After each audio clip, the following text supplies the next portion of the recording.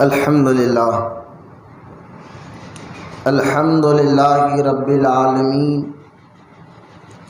والصلاة والسلام علی سید المرسلین وعلی آلہ واصحابہ اجمعین، اما بعد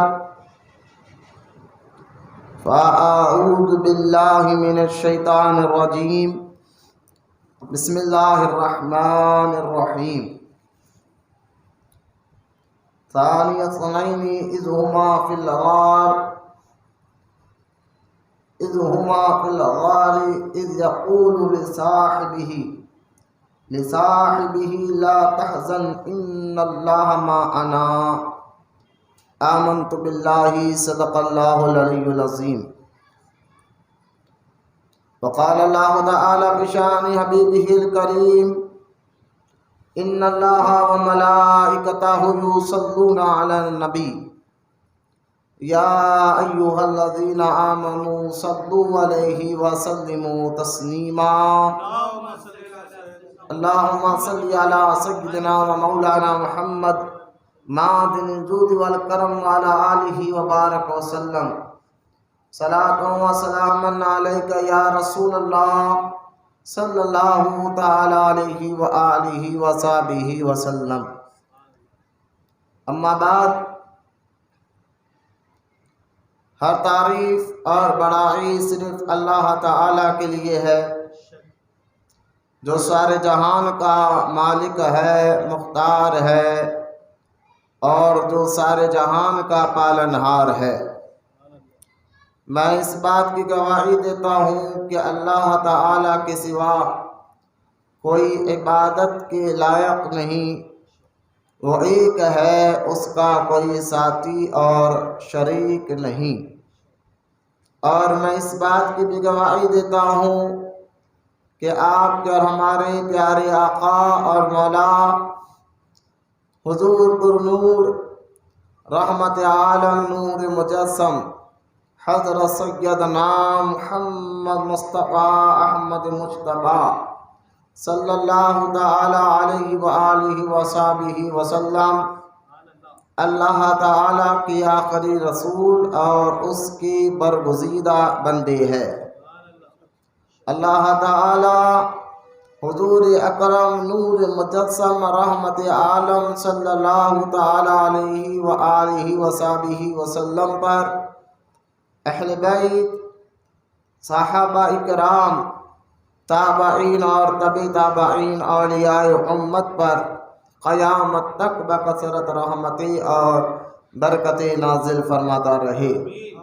محبت کے ساتھ سن مل کر ایک مرتبہ درود پاک پڑھے۔ اللہم صلی علی سیدنا و مولانا محمد معدن الجود والکرم وعلی آلہ وبارک وسلم۔ صلاۃ و سلام علیک یا رسول اللہ صلی اللہ تعالی علیہ وآلہ وصحبہ وسلم۔ معزز سامعین اور جوان ساتھیوں، السلام علیکم ورحمۃ اللہ وبرکاتہ۔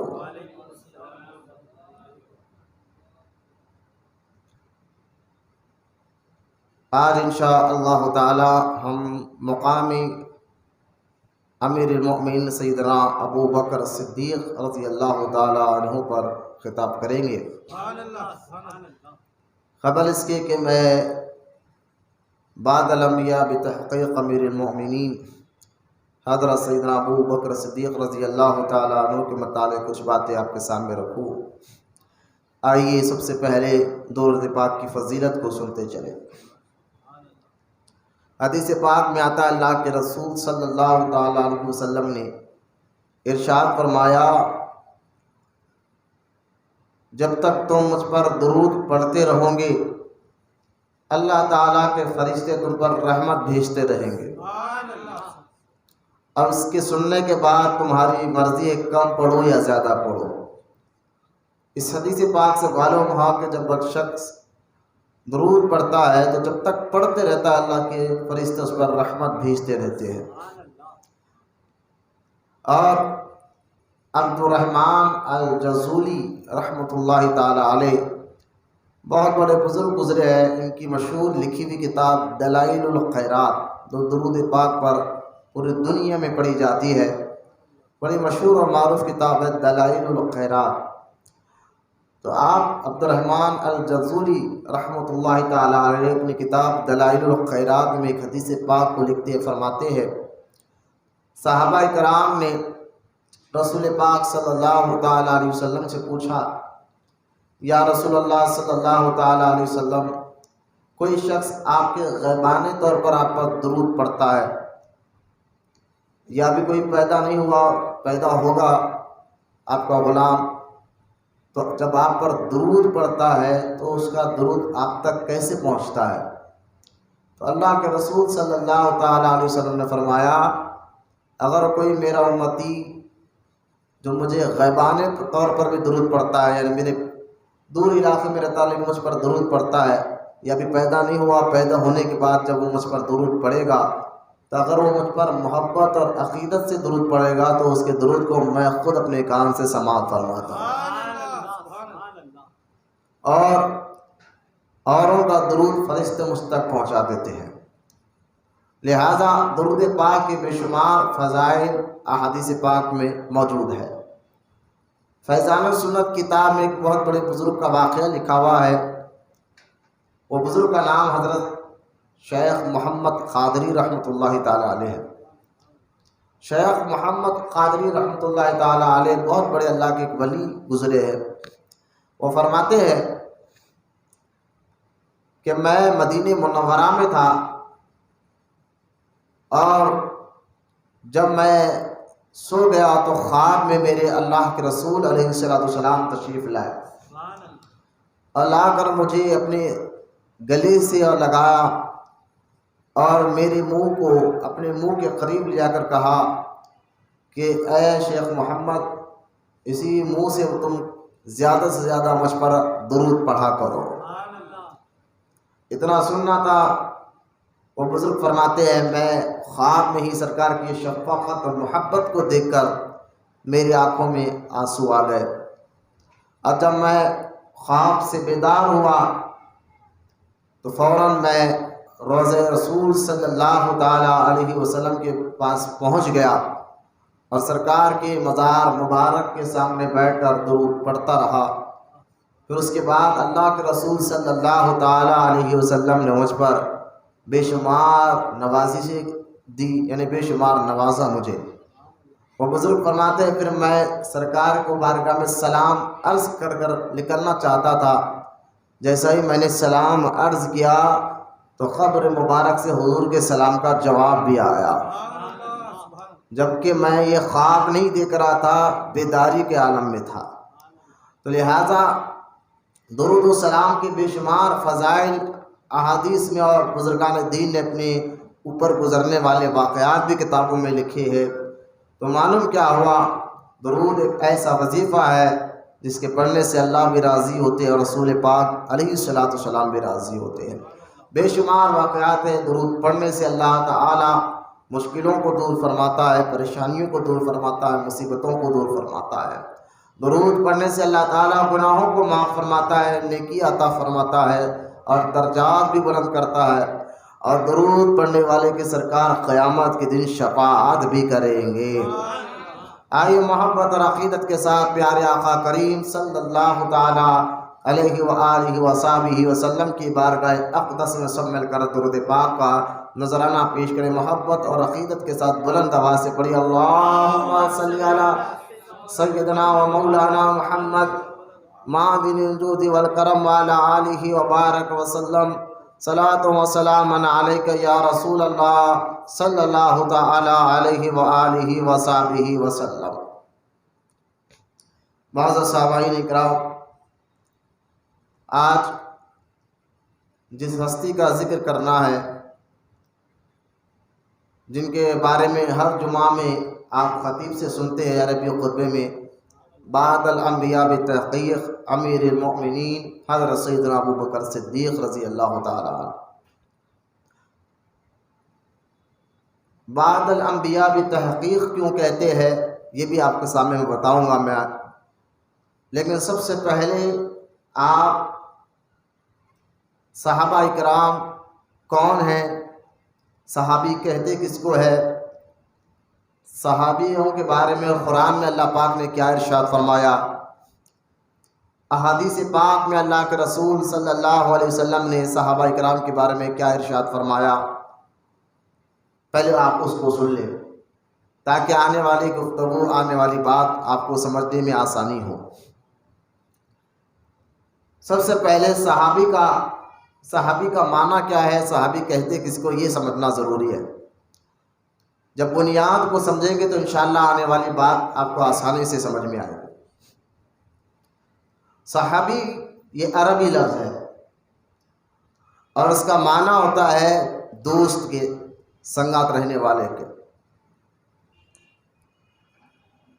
جو حضور صلی اللہ تعالی علیہ وسلم کے ساتھ رہے، حضور کو دیکھا، حضور پر ایمان لایا اور ایمان ہی سے ان کی دنیا سے خاتمہ ہوا، اس کو صحابی کہتے ہیں۔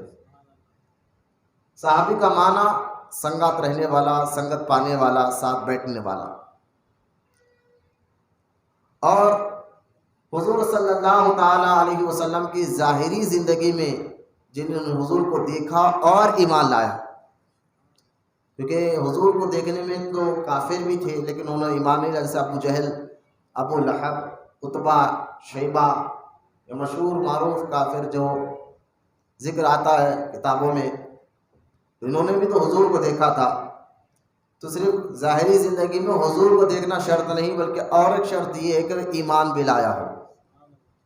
حضور کو دیکھنا اور ایمان لایا ہو اور ایمان ہی کی حالت میں دنیا سے گیا ہو، اس کو صحابی کہتے ہیں۔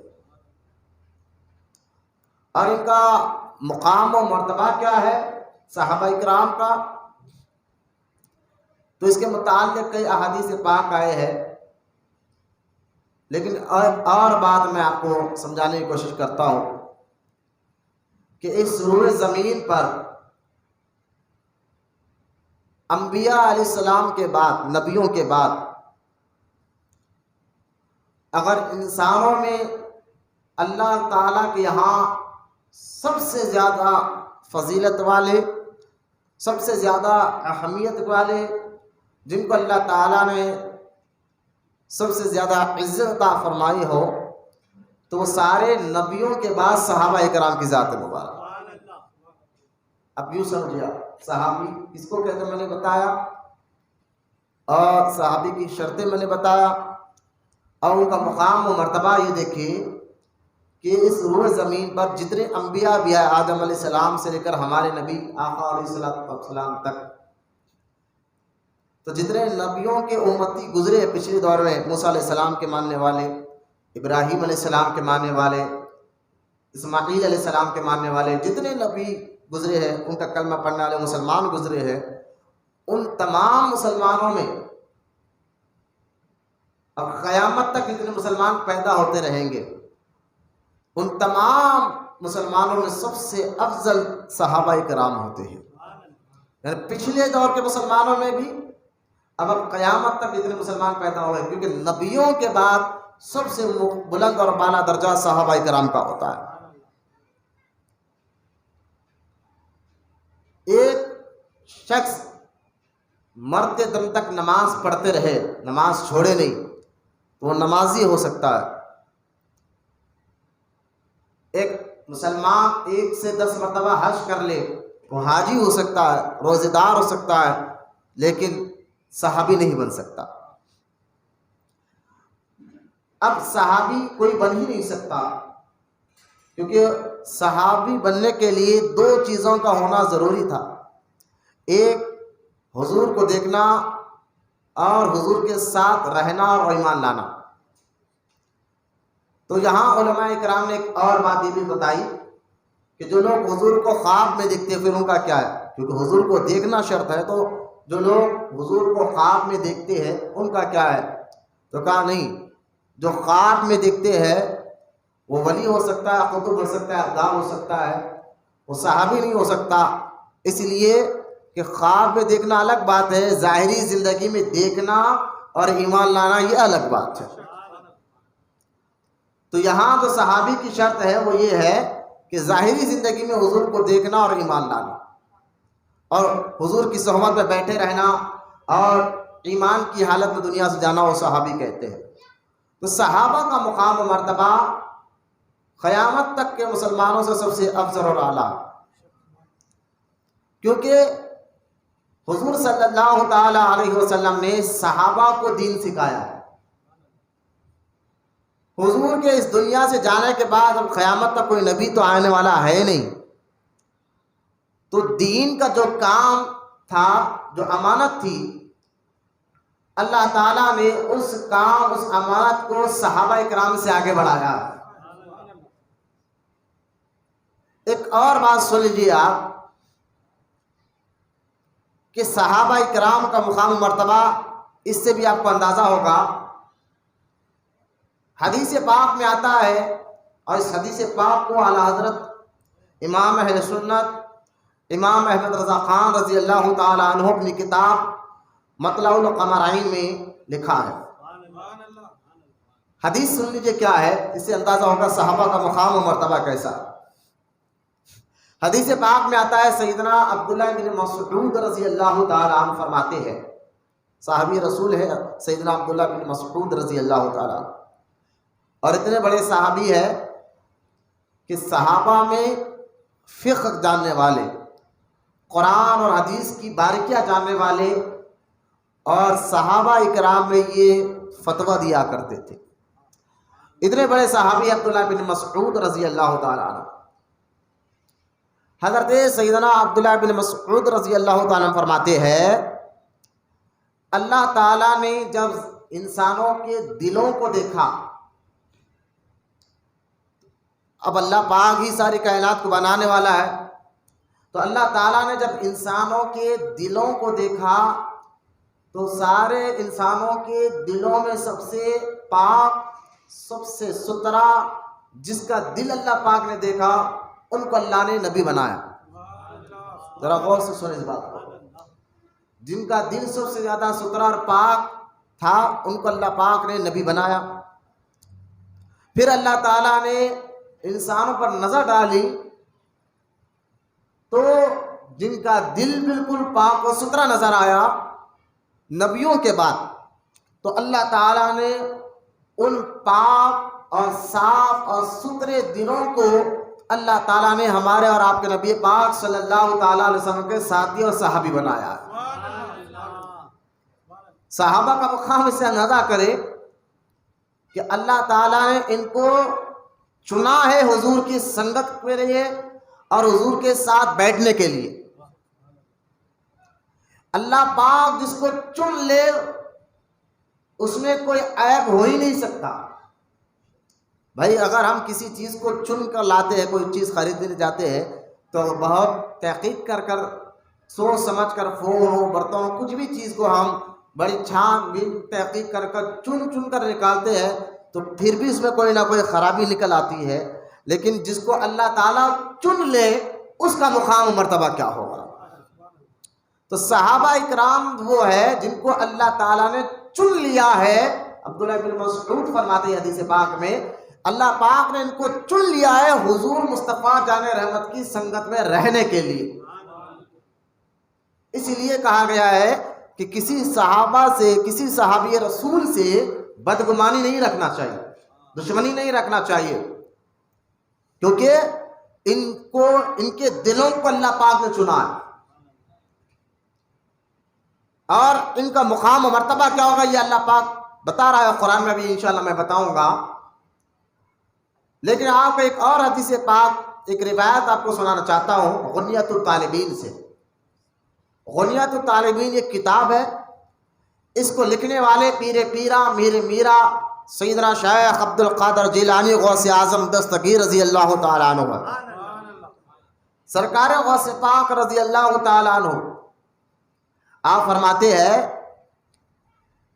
کسی نے آپ سے پوچھا کہ حضور صحابی میں اور غیر صحابی میں فرق کیا ہے؟ یعنی ایک آدمی نماز پڑھ کر، تقوی، پرہیزگاری، روزے رکھ کر، خوب عبادت کر کر صحابی بن سکتا ہے؟ ایک سوال غوث اعظم سے پوچھا گیا۔ تو سرکار غوث پاک رضی اللہ تعالیٰ عنہ فرماتے ہیں کہ غوث اعظم سارے ولیوں کے سردار. یاد رکھیں ایک مسلمان قطب تو بن سکتا ہے، ابدال تو بن سکتا ہے، غوث بھی بن سکتا ہے، لیکن صحابی نہیں بن سکتا. غوث اعظم تو سگی رضی اللہ تعالیٰ عنہ کا عقیدہ بھی دیکھے اور غوث اعظم کا فرمان بھی دیکھے اور غوث اعظم صحابہ کا مقام بھی بتا رہے ہیں. سرکار غوث پاک رضی اللہ تعالیٰ عنہ فرماتے ہیں کہ جو صحابہ اکرام میں جب صحابہ حضور صلی اللہ تعالیٰ علیہ وسلم کے ساتھ جہاد میں جاتے تھے، اللہ کے دشمنوں سے لڑنے کے لیے جاتے تھے، تو وہ جس گھوڑے پر جاتے تھے اور وہ گھوڑا اللہ کی راہ میں جا رہا ہے، صحابی رسول اس پر بیٹھ کر جا رہے ہیں، اس گھوڑے کے ناک پر جو جائیں گا تو دھول وغیرہ اچھلے گی، اس گھوڑے کی ناک پر جو دھول بیٹھتی ہے، غوث اعظم فرماتے ہیں صحابی تو دور کی بات ہے، صحابی جس گھوڑے پر بیٹھ کر جہاد میں جاتے تھے اور اس گھوڑے کی ناک پر جو دھول بیٹھتی تھی، کوئی مسلمان اس دھول کے بھی برابر نہیں ہو سکتا. اس سے اندازہ کریں صحابہ کا مقام و مرتبہ کیا ہے. میں آپ کو پہلے صحابہ کا مقام و مرتبہ بتا رہا ہوں تاکہ آپ کا آنے والی بات آپ کو آسانی سے سمجھ میں آ جائے. تو صحابہ اکرام وہ ہے جن کو اللہ پاک نے چنا ہے حضور کی صحبت کے لیے، جیسا کہ ابھی حدیث میں نے آپ کے سامنے رکھی. صحابہ وہ ہے اللہ تعالیٰ نے حضور کی دنیا سے جانے کے بعد، اب قیامت تک تو کوئی نبی آنے والا ہے نہیں، لیکن اب قیامت تک جو دین ہمیں پہنچا ہے، ملا ہے، وہ انہی صحابہ اکرام سے بڑے ہی عدل، انصاف اور دیانتداری سے دین کے کام کو آگے پہنچایا. اگر ان میں عیب نکالو گے معاذ اللہ کہ فلاں صحابی ایسے تھے، جیسے کہ کچھ لوگ معاذ اللہ سیدنا امیر معاویہ رضی اللہ تعالیٰ عنہ کے متعلق غیر غلط باتیں کرتے ہیں، تو ان کو سمجھنا چاہیے کہ جب صحابہ میں عیب نکالو گے تو صحابہ تو وہ ہے جو حضور کے اس دنیا سے جانے کے بعد دین کو انہوں نے ہی آگے پہنچایا ہے، تو پھر دین میں بھی معاذ اللہ عیب نکلے گا. جو دین پہ آپ عمل کر رہے ہیں، جو نماز پڑھ رہے ہیں، جو ساری عبادتیں آپ کر رہے ہیں. اس لیے صحابہ اکرام کے بارے میں ایک اور حدیث پاک اعلیٰ حضرت امام احمد رضا خان رضی اللہ تعالیٰ عنہ اپنی کتاب مطالع القمرین میں، اسی کتاب میں لکھتے ہیں اللہ کے رسول صلی اللہ تعالیٰ علیہ وسلم نے فرمایا کہ تم لوگ میرے جانے کے بعد میرے صحابہ کے بارے میں تانا دینا، گالی دینے سے اللہ سے ڈرو. حدیث کو ذرا غور سے سنیں. کیا فرمایا سرکار نے؟ تم لوگ میرے دنیا سے جانے کے بعد میرے کسی صحابی کے متعلق کچھ غلط الفاظ مت بولو، ان کو تانا نہ دو، ان کو گالی نہ دو. اور پھر آگے اللہ کے رسول صلی اللہ علیہ وسلم نے فرمایا میرے صحابہ کے متعلق اللہ سے ڈرو، میرے صحابہ کے متعلق اللہ سے ڈرو، میرے صحابہ کے مطابق اللہ سے ڈرو. 3 سے 6 مرتبہ حضور نے یہ الفاظ کو دہرایا کہ میرے صحابہ کے متعلق اللہ سے ڈرو، اللہ سے ڈرو، اللہ سے ڈرو. کتنی تاکید کر رہے ہیں حضور، کتنی تاکید کر رہے ہیں کہ میرے جانے کے بعد ان کو نشانہ نہ بناؤ، ان کو گالی نہ دو، ان کے بارے میں غیر الفاظ مت بولو، اللہ سے ڈرو. پھر آگے فرماتے حضور جس نے صحابہ سے محبت کی اس نے مجھ سے محبت کی، اور جس نے مجھ سے محبت کی اس نے اللہ سے محبت کی.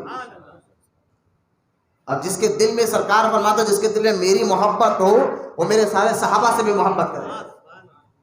اور اگر کوئی میری محبت کا دعویٰ کرے کہ میں رسول سے محبت کرتا ہوں اور میرے کسی صحابی کو معاذ اللہ تیری نظر سے بھی دیکھے تو سرکار فرماتے وہ اپنے دعوے میں جھوٹا ہے، وہ غلط بات کر رہا ہے تمہارے سامنے. کیوں؟ جو مجھ سے محبت کرتا ہے میرے صحابہ سے بھی محبت کرتا ہے. اس لیے سرکار فرماتے ہیں جس نے میرے صحابہ سے محبت کی اس نے مجھ سے محبت کی، اور جس نے مجھ سے محبت کی اس نے اللہ سے محبت کی، اور جس نے اللہ سے محبت کی اللہ اس کو جنت میں داخل فرمائے گا. پھر آگے اللہ کے رسول صلی اللہ علیہ وسلم ارشاد فرماتے ہیں جس نے میرے جاننے کے بعد میرے صحابہ کو تانا دیا، میرے صحابہ کو غیر غلط بات کہا، میرے صحابہ کے بارے میں کچھ اچھے الفاظ زبان سے نہیں نکالے تو سرکار دو عالم صلی اللہ تعالی علیہ وسلم ارشاد فرماتے ہیں کہ سن لو کہ جس نے میرے صحابہ کو اذیت پہنچائی غیر غلط باتیں کہہ کر اس نے مجھے اذیت پہنچائی. اذیت کہتے ہیں تکلیف پہنچانا. سرکار فرماتے ہیں جس نے میرے صحابہ کو تکلیف پہنچائی وہ یقین جانے سرکار فرما رہے ہیں کہ وہ مجھے تکلیف پہنچا رہا ہے, اور جس نے مجھے تکلیف پہنچائی اس نے اللہ تعالیٰ کو اذیت پہنچائی, اور جو اللہ پاک کو اذیت پہنچاتا ہے اللہ اس کو دوزخ میں ڈالتا ہے. اس حدیث پاک سے اندازہ کرنا چاہیے کہ تمام صحابہ کا مقام و مرتبہ کیا ہے اللہ اس کے رسول کے نزدیک. اس لیے کسی صحابی کے متعلق ہمیں الفاظ, چاہے کسی بھی خاندان سے آپ ہو, کتنے ہی بڑے بزرگ کے بیٹے ہو, ارے بھائی میں غوث اعظم کا اولاد سے ہوں, میں فلاں بزرگ کا بیٹا ہوں, میں کچھ بھی بول سکتا ہوں. دیکھیے شریعت کے لیے سب, شریعت جو ہے اللہ رسول نے جو قانون بنایا ہے یہ قانون سب کے لیے ہے. یہ قانون, یہ دائرہ سب کے لیے ہے. اس دائرے کو پھیلانے کی کوشش نہیں کرنا چاہیے. اگر کوئی سید ہو کر امیر معاویہ کو گالیاں دے تو ہم اس کی تعظیم نہیں کریں گے. کوئی سید ہو کر امیر معاویہ کو گالیاں دے کہ میں غوث اعظم کا بیٹا ہوں, میں علی کا بیٹا ہوں, تو یہ محبت ہے ہی نہیں ہے. کیوں؟ کیونکہ تم سے لاکھوں کروڑوں درجے کا مقام مرتبہ میرے معاویہ رضی اللہ تعالیٰ عنہ کا ہے. تو یہ سارے باتیں حدیث بھی آپ کو بتا رہا ہوں. غوث اعظم کی لکھی بات میں نے آپ کے سامنے بتائی ہے کہ صحابہ کا مقام مرتبہ کیسا ہے. یہاں تک کہ حدیث پاک میں آیا ہے اللہ کے رسول صلی اللہ تعالی علیہ وسلم نے ارشاد فرمایا کہ میرے صحابہ آسمان میں رہنے والے تاروں کے مانند ہیں. آسمان کے جو تارے ہیں ان تاروں کے ذریعے بندہ کشتی میں سفر کرتا ہے تو تاروں کے ذریعے نظر رکھ کر منزل تک پہنچتا ہے. تو سرکار دو عالم صلی اللہ تعالی علیہ وسلم فرماتے ہیں میرے صحابہ تاروں کی مانند ہے, تم کس کی بھی پیروی کر لو اللہ تک پہنچ جاؤ گے.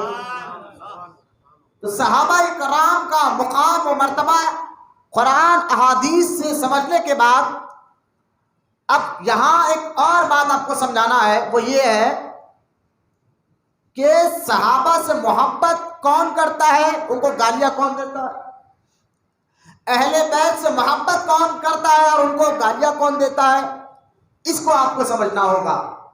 کیونکہ آج کے اس پرفتن دور میں, ذرا میری بات غور سے سنیں, آج کے اس پرفتن دور میں جہاں کچھ لوگ مولا علی سے محبت کرنے کا دعویٰ کر کر صحابہ کو گالیاں دے رہے ہیں, کچھ لوگ صحابہ سے محبت کا دعویٰ کر کر مولا علی کی شان کو گھٹا رہے ہیں, تو ذرا آپ اس کو غور سے سن لیجئے کہ یہ لوگوں کا تعلق اہل سنت و جماعت سے نہیں ہے. ایسے لوگ گمراہ ہے, بدعتی ہے, اور ایسے لوگوں سے ایمان بچانا آپ پر ہمارا سب کا کام ہے. ایمان اور عقیدے کی حفاظت کرنا ہمارے لیے ضروری ہے. بیٹھ جاؤ بیٹا, یہ بچے بیٹھو, بیٹھ جاؤ, سکون سے بیٹھو. اب جیسا کہ بولے کچھ لوگ ہیں جو کیا کرتے, میں آپ کو بتاتا ہوں. دیکھیے امام اعظم ابو حنیفہ رضی اللہ تعالیٰ عنہ جو تابعی ہے, کروڑوں اربوں حنفیوں کے امام ہے, امام اعظم ابو حنیفہ رضی اللہ تعالیٰ. آپ کوفہ میں رہے, آپ کا مزار بغداد شریف میں ہے. کوفہ میں آپ کے دور میں, تابعی کے دور میں, جبکہ تابعی کس کو کہتے ہیں آپ جانتے ہیں. آپ حدیث ایک اور آپ سن لیں, سے صحابہ کا مقامی مرتبہ معلوم ہوگا اور تابعی کا مقام مرتبہ بھی آپ کو معلوم ہوگا. جس نے حضور کو دیکھا اور ایمان لایا وہ صحابی ہے, اور جس نے صحابی کو دیکھا وہ تابعی ہے. تو سرکار دو عالم صلی اللہ تعالی علیہ وسلم فرماتے ہیں جس نے مجھے دیکھا وہ بھی جنتی, جو مجھے دیکھتا وہ بھی جنتی, اور جس نے میرے دیکھنے والے کو دیکھا وہ بھی جنتی ہے. تو صحابہ تمام جنتی, اور صحابہ کو دیکھنے والے تابعی بزرگان دین وہ بھی جنتی. تو امام اعظم ابو حنیفہ رضی اللہ تعالیٰ عنہ یہ جنتی بزرگ ہیں. انہوں نے حضرت انس کو دیکھا ہے, انہوں نے حضرت عبداللہ بن مسعود کو دیکھا ہے, بڑے بڑے صحابہ اکرام سے انہوں نے ملاقات کی ہے. جن کے دور میں ایک فرقہ بہت پھیل چکا تھا امام اعظم کے دور میں، جو اپنے آپ کو شیعان علی کہتے تھے ہم مولا علی کے چاہنے والے ہیں، اور انہوں نے حضرت علی کی محبت کا نام لے کر، حضرت علی کا نام لے کر ان کی محبت کا دعویٰ کر کر دوسرے صحابہ کے بارے میں لام تام گالی گلوچ تک کرتے تھے. اور کچھ لوگ ایسے پیدا ہو گئے تھے جو صحابہ سے تو محبت کا دعویٰ کرتے تھے، لیکن حضرت مولا کائنات علی مرتضیٰ رضی اللہ تعالیٰ عنہ کی شان میں گستاخیاں، امام حسن اور امام حسین رضی اللہ تعالیٰ عنہ کی شان میں گستاخیاں کرتے تھے. ایسے لوگ اس دور میں پیدا ہو چکے تھے، آج بھی ایسے لوگ ہیں. آج بھی ایسے لوگ جو صحابہ کو گالیاں دیتے ہیں اور اہل بیت سے محبت کرتے ہیں ان کو شیعہ کہتے ہیں، اور جو لوگ صحابہ سے محبت کرتے ہیں اور امام حسین، امام حسن، حضرت علی کی شان میں بے تک باتیں کرتے ہیں ان کو خارجی کہتے ہیں اور وہابی کہتے ہیں. سنی کون ہے؟ جو دونوں سے محبت کرتا ہے. یہ آج کا فیصلہ نہیں، 1300 سال سے مسلمانوں کا یہی فیصلہ چلتے ہوئے آیا. میں لڑائی جھگڑے کی بات نہیں کر رہا ہوں، ذرا یہ عقیدے کی بات ہے. آج کے اس دور میں جو بندہ اپنے ایمان کو قبر میں سلامت لے کر جائے وہی اللہ کا ولی ہے.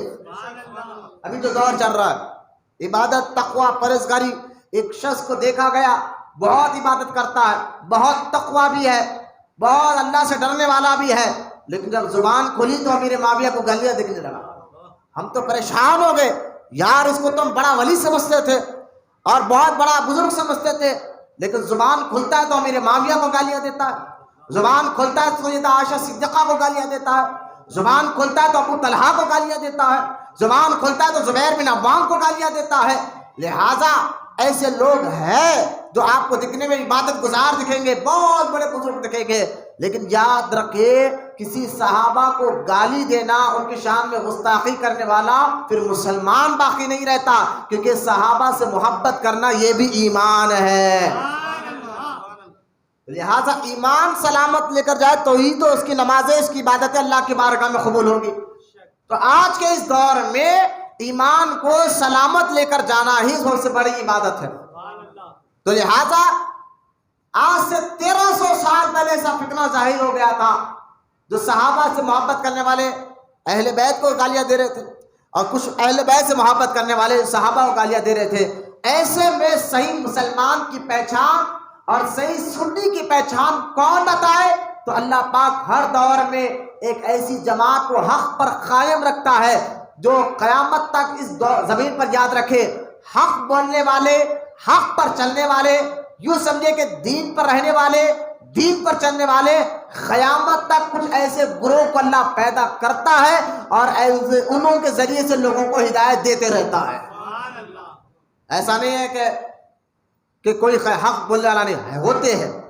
تو امام اعظم ابو حنیفہ کا دور آج سے 1300 سال پرانا دور، جب اس دور میں ایسے فتنے پیدا ہو گئے تھے تو کسی نے آ کر کوفہ میں امام اعظم سے پوچھا، جبکہ کوفہ، عراق، بغداد، جہاں اہل تشیع شیعہ حضرات، بیٹا دیر سے نماز کے بچے بات نہیں کرنا، بولو جی ٹائم نہیں ہے تو چلے جاؤ بیٹا، کرو بات مت کرو مسجد میں، بولو درود پاک پڑھے ایک مرتبہ، سو مل کر محبت سے درود پاک پڑھے. اللہم صلی علی سیدنا محمد معدن الجود والکرم وعلی آلہ بارک وسلم، صلاۃ و سلام علیک یا رسول اللہ صلی اللہ تعالیٰ علیہ وسلم. بیٹھنا چاہیے، مسجد میں بیٹھنا بھی عبادت ہے نماز کے انتظار میں. اگر کوئی جلدی ہے تو بالکل جا سکتے ہیں، یہاں دیر سے نماز ہوتی ہے کیونکہ یہاں اللہ اور اس کے رسول کا ذکر ہو رہا ہے، ذکر سننا بھی عبادت ہے. ہمارا حال تو یہ ہے کہ ہوٹلوں میں تو گھنٹوں بیٹھ جاتے ہیں، سود خوروں، پہلوانوں، لیڈروں کے ساتھ تو گھنٹوں بیٹھ جاتے ہیں، لیکن مسجد میں بیٹھنے کو ہمارے کو بے چینی کیوں آتی ہے آج تک سمجھ میں نہیں آ رہا. اللہ ہم تمام کو، آپ کو، میرے کو، سب کی اصلاح فرمائے، مسجدوں سے محبت کرنے، مسجدوں میں بیٹھنے کی اللہ ہم سب کو توفیق عطا فرمائے. تو لہٰذا یہ آج کے اس دور کے بات میں بتا رہا ہوں. کچھ لوگ ہیں جو ایسے لوگ جن سے آپ کے ایمان اور عقیدے کو بچانا ہے. تو امام اعظم ابو حنیفہ رضی اللہ تعالیٰ عنہ سے پوچھا گیا اس واقعے کو دلائل الیقین میں حضرت شاہ ابو حسین احمد نوری جو اعلیٰ حضرت کے پیر و مرشد ہے، اس حدیث پاک جو روایت میں بولنے جا رہا ہوں، اس کتاب میں ابو الحسن نوری رضی اللہ تعالیٰ عنہ دلائل الیقین میں اس حدیث اس روایت کو لکھا ہے. آپ فرماتے ہیں امام اعظم ابو حنیفہ سے کسی نے پوچھا حضور سنی کون ہے؟ اب اسے اندازہ کریں. بعض لوگ سنی کہتے ہیں فاتحہ درود والے ہیں. یہ بھی ذرا میں آپ کو بتا دوں یہ سنی شارٹ نام ہے. اصل ہمارا پورے جماعت کا نام ہے اہل سنت و جماعت. اور یہ جماعت کا نام ہم نے اپنی طرف سے نہیں رکھا, حضور نے رکھا ہے. حضور نے رکھا ہے. جامع ترمذی میں حدیث ہے, سرکار فتنوں کے بارے میں ذکر کر رہے تھے, فتنے کب آئیں گے, کیسے آئیں گے. تو اللہ کے رسول صلی اللہ علیہ وسلم نے فرمایا کہ پچھلے مسلمانوں میں فرقے ہوتے تھے 72 فرقے بنتے تھے, لیکن سرکار فرماتے ہیں میری امت میں 73 فرقے بنیں گے, 73. اور سرکار فرمایا ان میں سے ایک فرقہ جنتی ہوگا اور سب دوزخی ہو گئے. ذرا اس حدیث سے اندازہ کریے, جامع ترمذی میں صحیح حدیث ہے. کچھ لوگ کہتے ہیں سنی وہابی, آج کل میڈیا میں نئی نئی باتیں پھیلائی جاتی ہے, یہ سنی وہابی کیا ہے, صبح کو جاؤ. میں نے کہا دیکھو یہ فرقے آئیں گے, کیونکہ یہ فرقے ہم نہیں, میرا حضور نے خود فرمایا کہ فرقے ہو گئے. تو حضور کی بات غلط کیسے ہو سکتی بتائیے, ہے نا.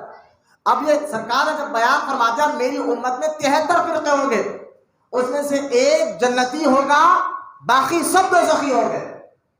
تو صحابہ اکرام نے عرض کیا یا رسول اللہ وہ ایک جنتی فرقہ ہوگا, اس کی پہچان کیا ہے, اس کی پہچان کیا ہے.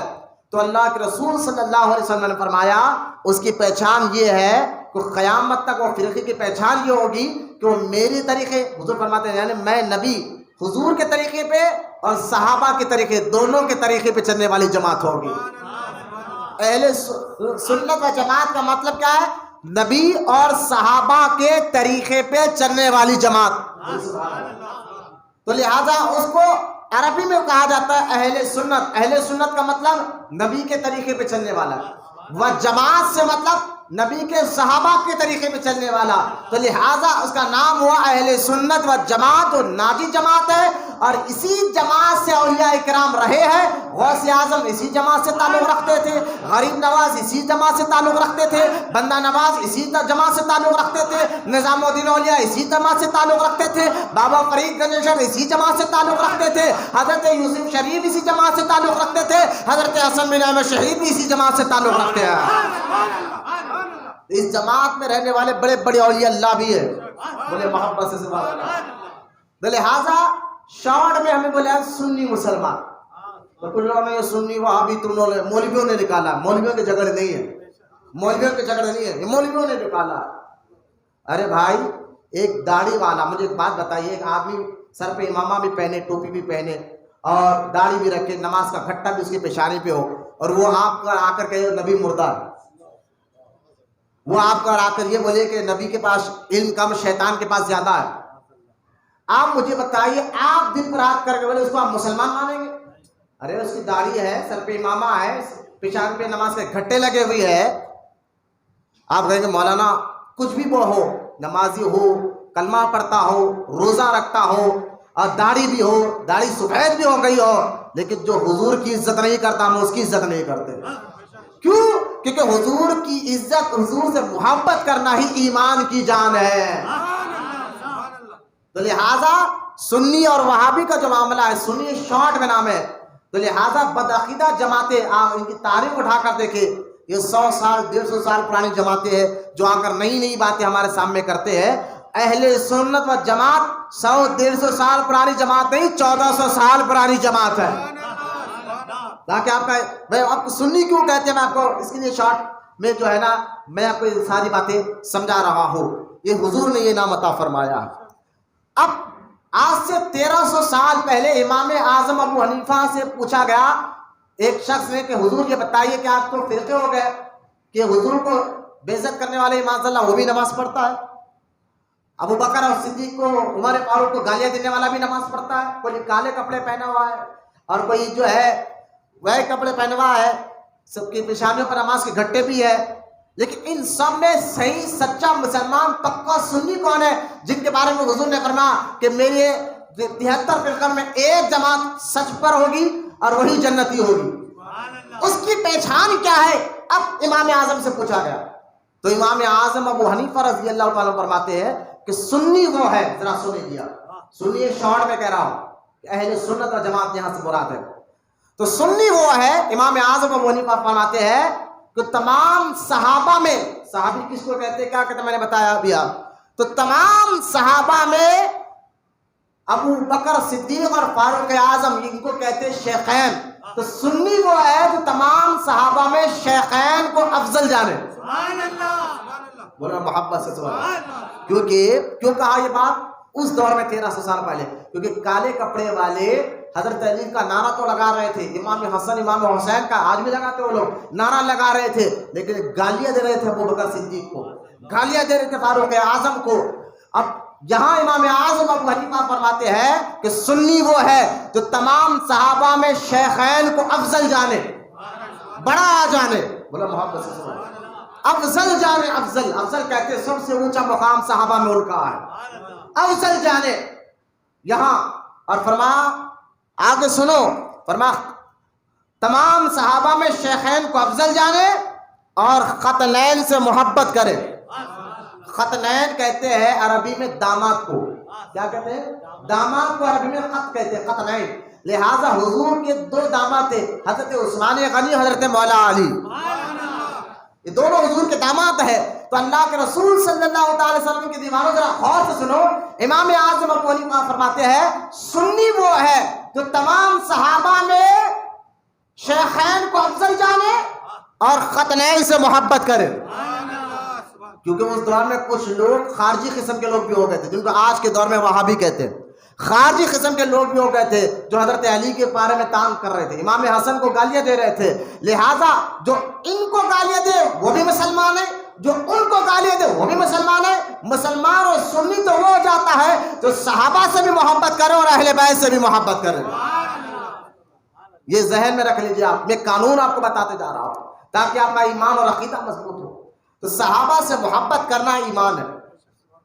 اللہ پاک نے ان کے اندر درجے بھی رکھے، یعنی اس روئے زمین پر قیامت تک نبیوں کے بعد مسلمانوں میں سب سے بڑا اونچا مقام صحابہ کا ہے. نبیوں کے بعد سب سے اونچا مقام صحابہ کا ہے. اب قیامت تک کوئی مسلمان صحابی نہیں بن سکتا، اب کیا صحابی نہیں بن سکتا. تو صحابہ اکرام سے محبت رکھنا بھی ایمان کی جان ہے، یہ بھی ایمان کا. اور ان کے اندر بھی درجات ہیں، ان کے اندر بھی کیا ہے بھائی. بعض لوگ کہتے ہیں نا ارے سب اللہ کے بندے، سب اللہ کے بندے ہیں، یہ مقام مرتبہ درجے یہ سب مولویہ بنا لیے، یہ سب جو ہے نا مولویہ بنا رہے کہ یہ ولی ہے، یہ غوث ہے، یہ قطب ہے، یہ ابدال ہے. یہ درجے اور رتبے کچھ نہیں ہوتے. سب انسان اللہ کے بندے ہیں، کلمہ پڑھو اللہ کے بندے ہیں، سب ایک ہے. بھائی انسان ہونے میں سب ایک ہے، اس میں کوئی شک نہیں، لیکن کلمہ پڑھنے میں کوئی الگ الگ ہے. انسان تو کافر بھی ہے، لیکن یہ کافر اور مسلمان میں زمین آسمان کا فرق ہے. اسی طرح مسلمانوں میں بھی درجے ہیں. آپ مجھے بتائیے، خالی سب انسان ایک دو لوگ ذہن یہ دے رہے ہیں کہ رتبے درجے یہ کچھ بھی نہیں ہے، سب انسان ہے، سب انسان ہے. بعض بڑے بوڑھے لوگ بھی سب برابر ہے. میں نے کہا سنو ایک بات، مجھے بتائیے باپ اور بیٹا دونوں بھی انسان ہیں، باپ بھی انسان ہے، بیٹا بھی انسان ہے. لیکن اگر بیٹا باپ کے گردن پر ہاتھ ڈالے اور کہے کہ دیکھو ابا تم بھی انسان میں بھی انسان ہے، انسان تو دونوں برابر ہے، لہذا دوست کی طرح بات کریں گے، گردن پہ ہاتھ ڈالے، مذاق کرے، مسکراپن کرے، تو سارے لوگ بولے کتنا بے حیا بیٹا ہے جو باپ کی عزت نہیں کرتا. ارے بیٹا یہ بولا نا بھائی میں بھی انسان، باپ بھی انسان، سب برابر نہیں. تو لوگ بولیں گے نہیں باپ تو بھی انسان ہے، باپ بھی انسان ہے، لیکن سب رتبے میں ایک نہیں ہوتے. باپ کا مقام اور ہے، بیٹے کا مقام، والدین کا مقام اور ہے. بھائی انسان ہے دیکھنے میں، لیکن یہ رتبے ہم نے نہیں رکھے، اللہ اور اس کے رسول نے رکھے ہیں. انسانوں میں، مسلمانوں میں رتبے، مقام، مرتبے یہ ہم نے نہیں بنائے ہیں. جو وہاں بھی آپ کو ذہن دینا چاہتے ہیں یہ ولی کون ہے، یہ غوث کون ہے، یہ قطب کون ہے، ارے بھائی ہے تو انسان ہی، لیکن اللہ کے بڑے محبوب ہے. اللہ نے ان کو مقام و مرتبہ عطا فرمایا ہے، عزت عطا فرمائی ہے. تو لہٰذا نہیں یہ سب اللہ کے بندے، سب ایک ہے. میں نے کہا وہی کہ جب باپ بیٹا رتبے میں ایک نہیں ہو سکتے، باپ اور بیٹا رتبے میں ایک نہیں ہو سکتے، تو ولی اور ایک عام مسلمان رتبے میں ایک کیسے ہو سکتا ہے؟ تو لہٰذا یہ رتبے، مقام، مرتبے اللہ پاک نے رکھے. اسی طرح ذرا غور سے سننا میری ایک بات کو، سارے مسلمانوں میں سب سے اونچا درجہ نبیوں کے بعد صحابہ ہے. اب قیامت تک کوئی نمازی تو بن سکتا ہے, حاجی بھی بن سکتا ہے, اور سقی بھی بن سکتا ہے, یہاں تک سمجھے ولیوں میں جیسا کہ رتبے ہوتے ہیں ولیوں میں, اولیاء اللہ میں, جیسا کہ آپ دیکھیں پولیس میں بھی پولیس کا جو محکمہ ہے, کوئی کانسٹیبل ہوتا ہے, کوئی جو ہے جوان ہوتا ہے, کوئی اے سی پی ہوتا ہے, کوئی ایس آئی ہوتا ہے, اوپر درجے کے کمشنر, اے سی پی, ڈی سی پی, جتنے درجے ہے تو ایک ہی محکمہ, لیکن ہے بھی انسانی, لیکن سب کا مقام و مرتبہ الگ الگ ہے. اسی طرح آپ قیامت تک کوئی ولی بن سکتا ہے, غوث بن سکتا ہے, قطب بن سکتا ہے, ابدال بھی بن سکتا ہے, لیکن صحابی نہیں بن سکتا. صحابہ کا مقام میں آپ کو مسلمان بتا رہا ہوں, پہلے آپ بنیاد سمجھیں گے تو آنے والی بات کو آسانی سے آپ سمجھ میں آ جائے. اب صحابی نہیں بن سکتا, کیوں کہ صحابی بننے کے لیے 2 شرطیں تھی, ایک حضور کو ظاہری زندگی میں دیکھنا اور حضور پر ایمان لانا. حضور کو ظاہری زندگی میں دیکھنا اور حضور پر ایمان لانا, تو لہٰذا یہ 2 شرطیں تھی. اور صحابہ اکرام وہ ہے جو یہ دونوں شرطوں ان کے اندر پائی جاتی ہے, اور صحابہ وہ ہے جو حدیث میں نے آپ کو فرمایا, حدیث میں اللہ کے رسول صلی اللہ علیہ وسلم نے ارشاد فرمایا, صحابی وہ ہے جن کے دلوں کو اللہ پاک نے چن لیا حضور کی صحبت کے لیے, حضور کے ساتھ بٹھانے کے, ان کے دلوں کو اللہ تعالیٰ نے چنا ہے. یہ حدیث میں نے ابھی آپ کے سامنے بیان فرمایا ہے. اب اندازہ کرے تو سارے قیامت تک کوئی مسلمان صحابی نہیں بن سکتا. اب اس بات پر میں یہ بات سمجھانا چاہتا ہوں کہ اب قیامت تک جو ہے کوئی صحابی نہیں بن سکتا, اور اس زمین پر انبیاء کے بعد, نبیوں کے بعد سب سے بڑا درجہ صحابہ اکرام کا ہے. مسلمان میں کس کا ہے؟ بولے نا کس کا ہے؟ اور سرکار نے کیا فرمایا, میرے تمام صحابہ سے محبت کرو, میرے صحابہ آسمان کے تاروں کے مانند ہے, تم کسی کی بھی پیروی کرو منزل تک پہنچ جاؤ گے. یہاں تک کہ سرکار نے فرمایا, میرے دنیا سے جانے کے بعد میرے صحابہ کو گالی نہ دو, ان کی عزت کرو, اللہ سے ڈرو, کیونکہ جو ان سے محبت کرتا ہے وہ مجھ سے محبت کرتا ہے, اور جو مجھ سے محبت کرتا ہے وہ اللہ سے محبت کرتا ہے. یہ حدیث ہے, میں آپ کو اس لیے بار بار بتا رہا ہوں کہ آج لوگ کچھ ایسے ہیں جو امیر معاویہ رضی اللہ تعالیٰ عنہ کو گالیاں دے رہے ہیں, آج کچھ لوگ ایسے ہیں جو حضرت اما عائشہ صدیقہ رضی اللہ تعالیٰ عنہ کو گالیاں دے رہے ہیں. اب تعجب یہ ہے جو اپنے آپ کو سنی بول رہے ہیں, ان کو میں بتانا چاہتا ہوں تمام صحابہ جنتی ہے, بولو نا محبت سے سبحان اللہ, اور ان کے مقام و مرتبے اللہ پاک نے رکھے ہیں. دیکھیے یاد رکھیں, اہل تشیع, میں لڑانے کی بات نہیں کر رہا ہوں, جو بات ان کی کتابوں میں لکھی گئی میں آپ کے سامنے رکھ رہا ہوں, کوئی جھگڑے کی بات نہیں ہے, نہ میں فرقہ پرستی کی بات کر رہا ہوں, نہ مجھے پسند ہے, لیکن بات عقیدے کی ہے, بات ایمان کی ہے, تو بولنا تو پڑے گا. یہ ممبر دیے ہی اس لیے جاتے کہ حق بولا جائے. یہ ممبر یہاں کسی کی چال پسری کے لیے نہیں دیکھا جاتا کہ آپ کسی کی بھی واہ واہی کرتے رہو یہاں بیٹھ کر, کسی لیڈر کی, کسی پہلوان کی, کسی سود خور کی, نہیں, یہاں بیٹھ کر صرف حق بولا جائے گا. قرآن حدیث کے یہاں بیٹھ کر حق نہیں بولا جائے گا تو پھر بولا کہاں جائے گا؟ مجھے بتائیے. حق بات, سچی بات مسجد میں نہیں تو پھر کہاں بولی جائے گی؟ تو اس سے اندازہ کرے میں لڑائی کی بات نہیں کر رہا ہوں. اہل تشیع شیعوں کے نزدیک کالے کپڑے پہنا, جو لوگ کالے کپڑے والوں سے محبت کرے وہ بھی کان سے سنے, وہ مسلمان نہیں. غور سے سنیں, لڑائی کی بات نہیں کر رہا ہوں, کیوں نہیں ہے اس کی ایک وضاحت کر رہا ہوں, ذرا غور سے سنیں. اہل تشیع شیعہ جو ہے ان کے نزدیک, حالانکہ اللہ میں بٹھا رہے, حضرت علی کا نعرہ لگاتے, لوگ بولتے رہو بھائی علی نہیں بولتے, یقیناً علی تو ہم بھی بولتے, ہم تو یہ کہہ رہے ہیں کہ علی ایمان کی جان ہے. مولائے کائنات علی المرتضیٰ سے محبت کرے بغیر ایمان دل میں آتا ہی نہیں, اس میں کوئی شک نہیں ہے. لیکن میں آپ کو ایک بات بتانا چاہتا ہوں, یہ کالے کپڑے والے شیعہ جو ہے کیا کرتے ہیں اپنی کتابوں میں, ایک کتاب ہے مشہور کتاب, ملا باقر مجلسی کی لکھی ہوئی کتاب ہے, اصول کافی کتاب کا نام ہے.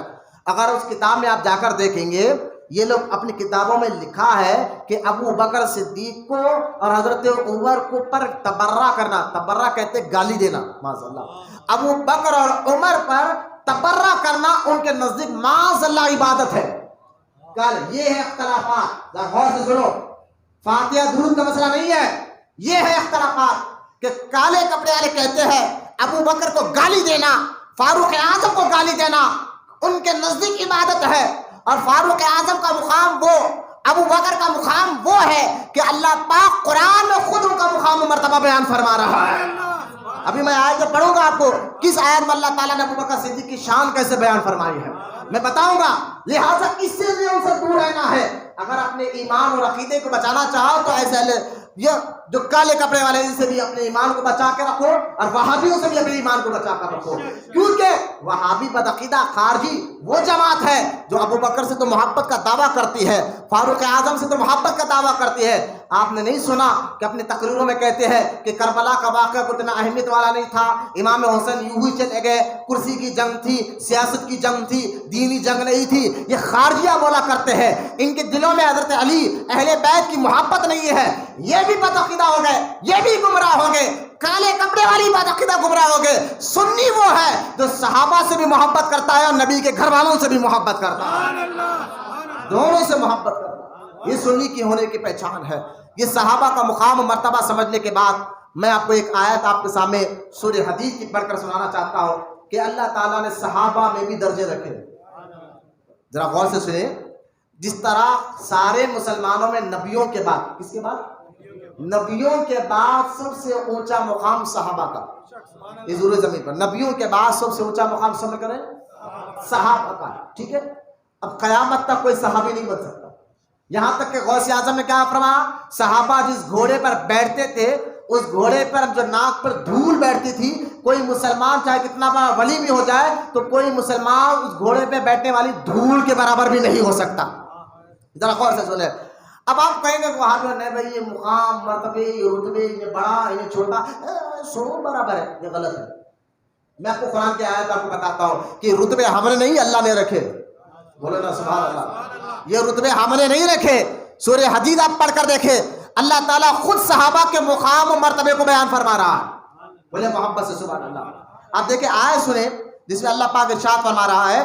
فرماتا ہے اللہ پاک صحابہ اکرام کا مقام و مرتبہ بتا رہا.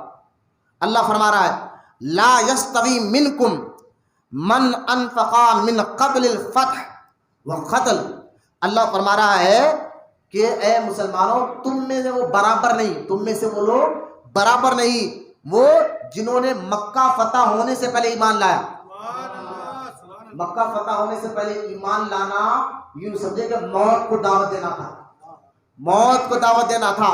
مکہ فتح نہیں ہوا, چاروں طرف دشمن ہے, وہاں نماز پڑھنا, کلمہ پڑھنا, حضور کی غلامی میں آنا, سیدھا سیدھا بھائی پورا علاقہ ان کا, پورا شہر ان کا, فوج ان کی, پولیس ان کی, سب کچھ ان کی, اور حضور صلی اللہ تعالی علیہ وسلم کے ساتھ چند غلام ہیں. ایسے موقع پر حضور پر ایمان لانا تو موت کو دعوت دینا ہی ہے.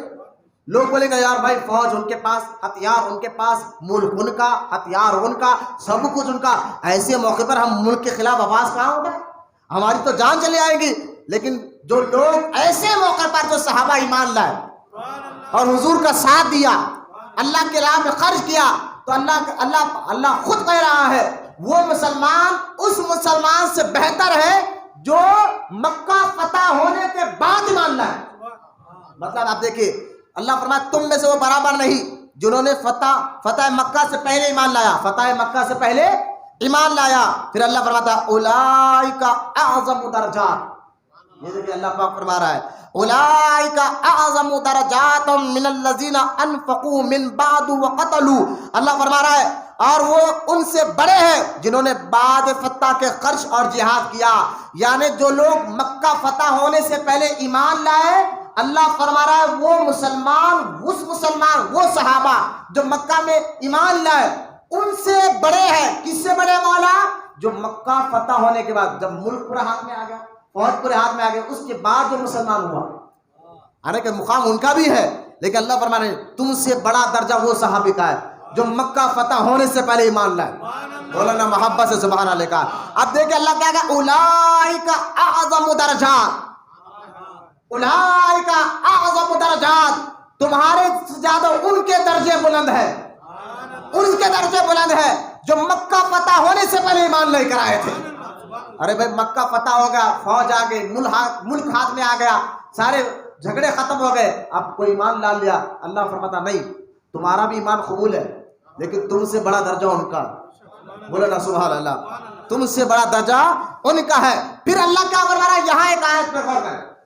کچھ لوگ اللہ آگے فرما رہا ہے واللہ اب یہاں اللہ فرما رہا ہے وَكُلًّا وَعَدَ اللَّهُ الْحُسْنَى. یہ آیت کی ذرا غور کرنے کی بات ہے. میرے سامنے ایک صاحب آ کر بولے کہ ایک مولانا ہے اپنے آپ کو غوث اعظم کا بیٹا کہہ رہے ہیں لیکن امیر معاویہ کو گالی دے رہے ہیں. وہ گالی دے رہے ہیں, کہہ رہے ہیں امیر معاویہ حضرت علی سے لڑے لہٰذا ہم معاویہ کو مسلمان نہیں مانتے. میں نے کہا ہم تم کو نہیں مانیں گے. یہاں عقیدت کی بات نہیں, یہاں ایمان کی بات ہے. اگر تم سید ہو کر تم غیر غلط بات کہو گے اور ہم تمہاری ہاں میں ہاں نہیں ملائیں گے. میں آپ کو قرآن سے بتا رہا ہوں, ابھی آیت پڑھ کر بتاؤں گا کہ تمام صحابی جنتی ہے اور کوئی جنتی غلط کیسے ہو سکتا ہے. ہاں امیر معاویہ رضی اللہ تعالیٰ عنہ نے مولا کائنات علی مرتضیٰ رضی اللہ عنہ سے جنگ کی ہے, لیکن وہ جنگ نہ دنیا کے لالچ میں تھی, نہ پیسہ کمانے کے لالچ میں تھی, نہ حکومت کے لالچ میں تھی.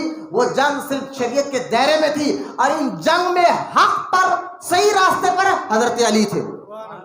یہ بھی ذہن میں رکھیں, کون تھے حق پر؟ مولا علی تھے. امیر معاویہ کو سمجھنے میں غلطی ہوئی ہے لیکن اس کا مطلب یہ نہیں ہے کہ انہوں نے لاسٹ میں حضرت علی سے لڑے ہیں. وہ تو علی سے بڑی محبت بھی کرتے تھے.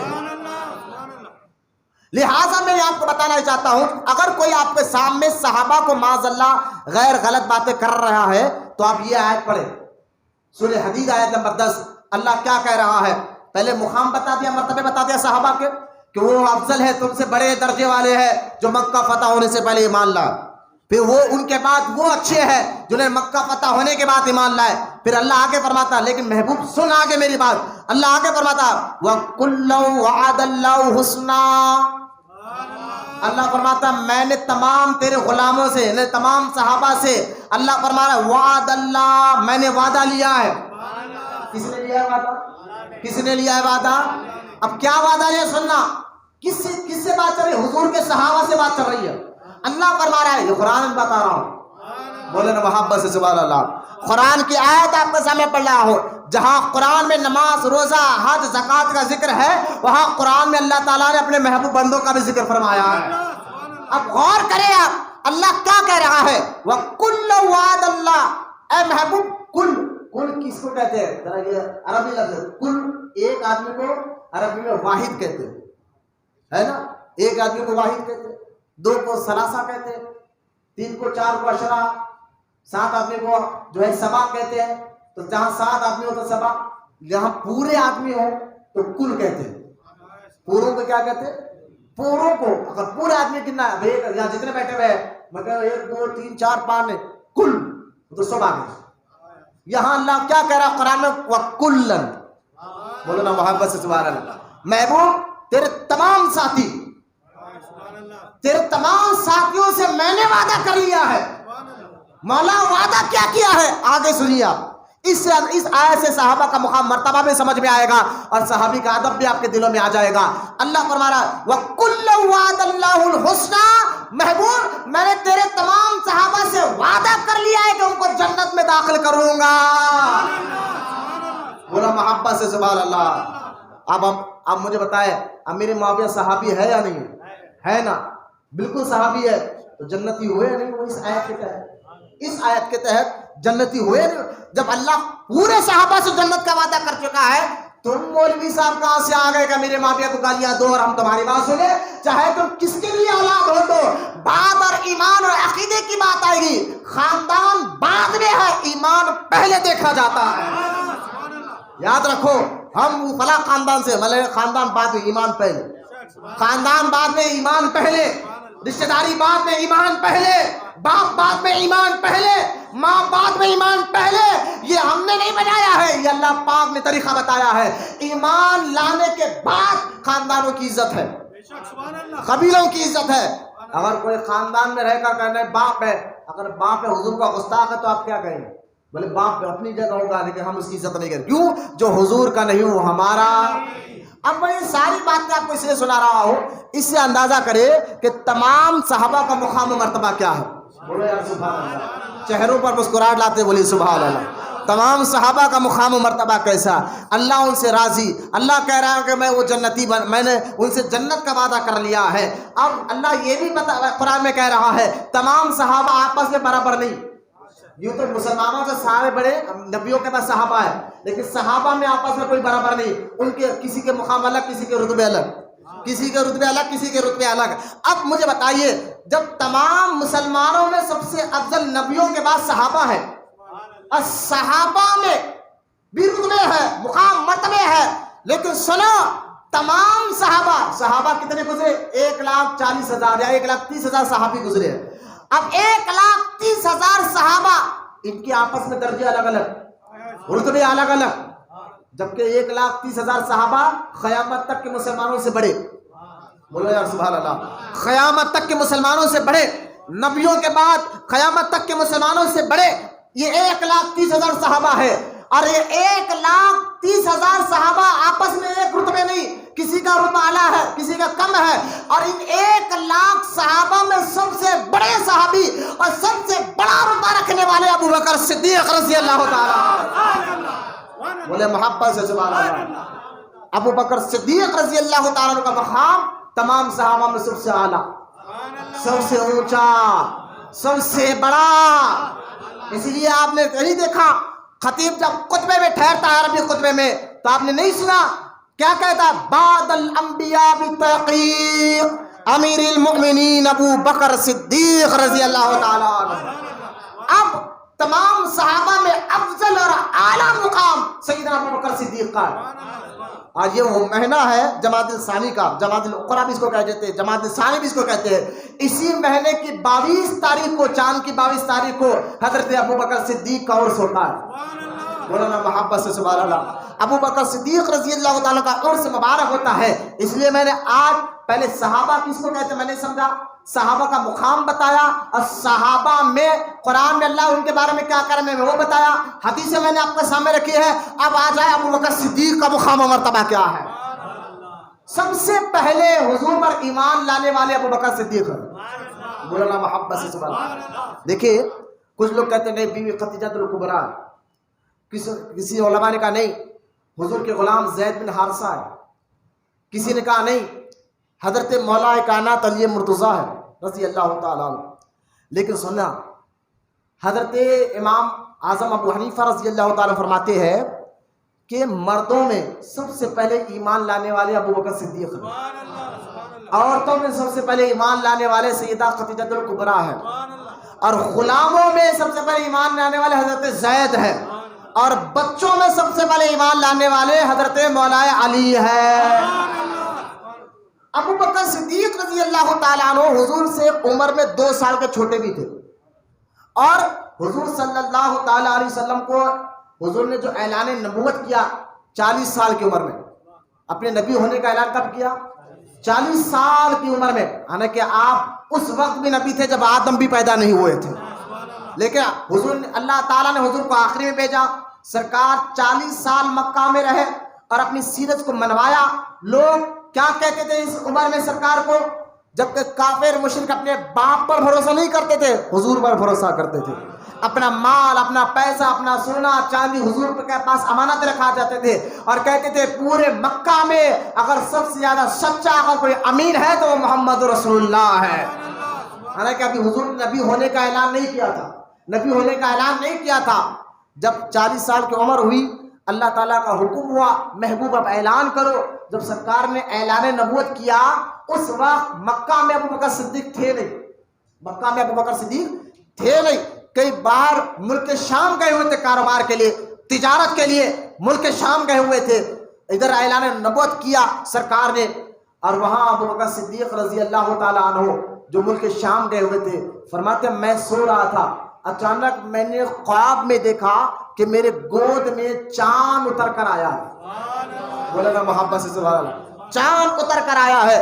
حضرت ابو بکر صدیق رضی اللہ تعالیٰ عنہ فرماتے ہیں کہ میں یہ خواب دیکھا، بیدار ہوا، اور وہاں ملک کے شام میں قریب میں بہت بڑا نجومی رہا کرتا تھا، بہت بڑا نجومی جس کے پاس دور دور سے لوگ آتے تھے۔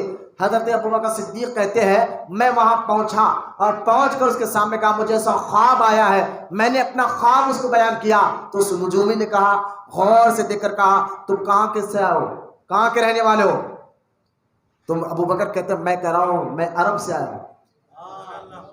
اچھا کہاں کس قبیلے سے تمہارا تعلق ہے؟ حضرت ابوبکر کہتے ہیں میں نے کہا، میں نے اپنے خاندان قبیلہ اس کو بتایا، پھر اس نے کہا کہ ذرا بتاؤ تم کیا کس لیے یہاں پر آئے ہو؟ ارے بھائی خواب کا تعبیر بتا، تو میرا کون سا علاقہ کہاں سے آیا یہ بھی پوچھ رہا ہے، خاندان اور قبیلہ کون سا یہ بھی پوچھ رہا ہے۔ کہا نہیں، میرے پوچھنے پر کوئی بات ہے، ذرا بتا۔ تو ابوبکر نے فرمایا میں کاروبار کے سلسلے میں آیا ہوں، تجارت کے سلسلے میں آیا ہوں۔ اب وہ نجومی کہتا ہے مبارک ہو، مبارک ہو اے ابوبکر، میں نے تمہارا علاقہ اس لیے پوچھا، تمہارا خاندان اس لیے پوچھا، تمہارے عادتیں اس لیے پوچھی، تم کس کاروبار کے لیے آئے ہو، کیونکہ تمہارا ذکر اللہ تعالیٰ نے پہلے کتابوں میں بھی کر دیا ہے۔ پہلے کتابوں میں توریت میں تمہارا ذکر ہے، انجیل میں تمہارا بھی ذکر ہے، زبور میں تمہارا بھی ذکر ہے۔ وہ نجومی کہتا ہے میں ساری کتابوں کو جانتا ہوں، کیونکہ اللہ پاک نے اس ساری کتابوں میں آخری نبی کا ذکر کیا ہے، اور آخری نبی کا جو خاص ساتھی ہوگا اس کا بھی ذکر کیا ہے، بلکہ اس کا ذکر نہیں، اس کے خاندان کا بھی ذکر کیا ہے، اس کے شہر کا بھی ذکر کیا ہے، اور اس کے کاروبار کا بھی ذکر کیا ہے۔ مولانا محبت سے سبحان اللہ۔ ابوبکر صدیق وہ جن کا ذکر اللہ تعالیٰ نے پہلے کی کتابوں میں، خاندان کا ذکر، علاقے کا ذکر، کیا کاروبار کریں گے کاروبار کا ذکر، اور فرمائے ساری ہولی یعنی ساری نشانی اللہ پاک نے پہلی کتابوں میں بیان کی، اور فرمایا ان کا نام ابوبکر ہوگا، اور یہ میرے محبوب کا خاص غلام ہوگا، خاص غلام ہوگا۔ مولانا محبت سے سبحان اللہ۔ اب وہ نجومی کہتا مبارک ہو کہ وہ آخری نبی جس کا انتظار ہم کر رہے تھے وہ آ چکے ہیں۔ یہ خواب کی تعبیر یہی ہے کہ ابوبکر تم ان پر ایمان لاؤ گے، سب سے پہلے تم ان پر ایمان لاؤ گے۔ حضرت ابوبکر صدیق کہتے ہیں یار میرے شہر مکہ میں کون ہے جو نبی ہونے کا دعویٰ کرے گا؟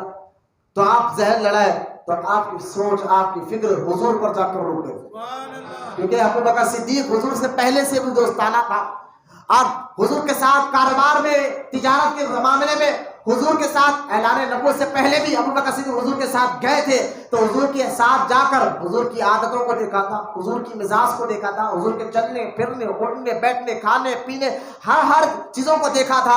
ابوبکر صدیق کہتے ہیں میرے ذہن میں آ گیا، میں نے اپنا سارا مال ملک کے شام میں آنے پڑنے میں بیگا، اور فوراً مکہ آیا۔ جب مکہ آیا میرے ساتھی میرے پاس آئے، فرمایا ابوبکر کاروبار کیسا رہا؟ کہا کاروبار تو بعد میں بتاؤں گا، کوئی مکے میں نئی بات تو نہیں ہوئی، پہلے یہ تو بتا دو۔ تو لہٰذا ہر لوگوں نے کہا ہاں ابوبکر تمہارے جو خاص دوست ساتھی وہ محمد بن عبداللہ، انہوں نے نبی ہونے کا اعلان کر دیا ہے، اور کہتے ہیں میں اللہ کا رسول ہوں، میں اللہ کا نبی ہوں، انہوں نے نبوت کا اعلان کر دیا ہے۔ حضرت صدیق اکبر کہتے ہیں اچھا یہ تو بتاؤ میرے وہ دوست میرے ساتھی ہے کہاں پر ہے؟ کہاں فلاں مقام پر آرام کر رہے ہیں۔ ابوبکر صدیق کہتے ہیں میں جب حضور کی بارگاہ میں ملاقات کے لیے پہنچا، حضور نے مجھے دیکھا، میں نے دیکھ کر حضور نے فرمایا اے ابوبکر میں اللہ کا رسول ہوں، کلمہ پڑھ لو، اتنا کہنا تھا۔ ابوبکر بغیر کچھ سوال کر کلمہ پڑھ کر مسلمان ہو جاتے ہیں۔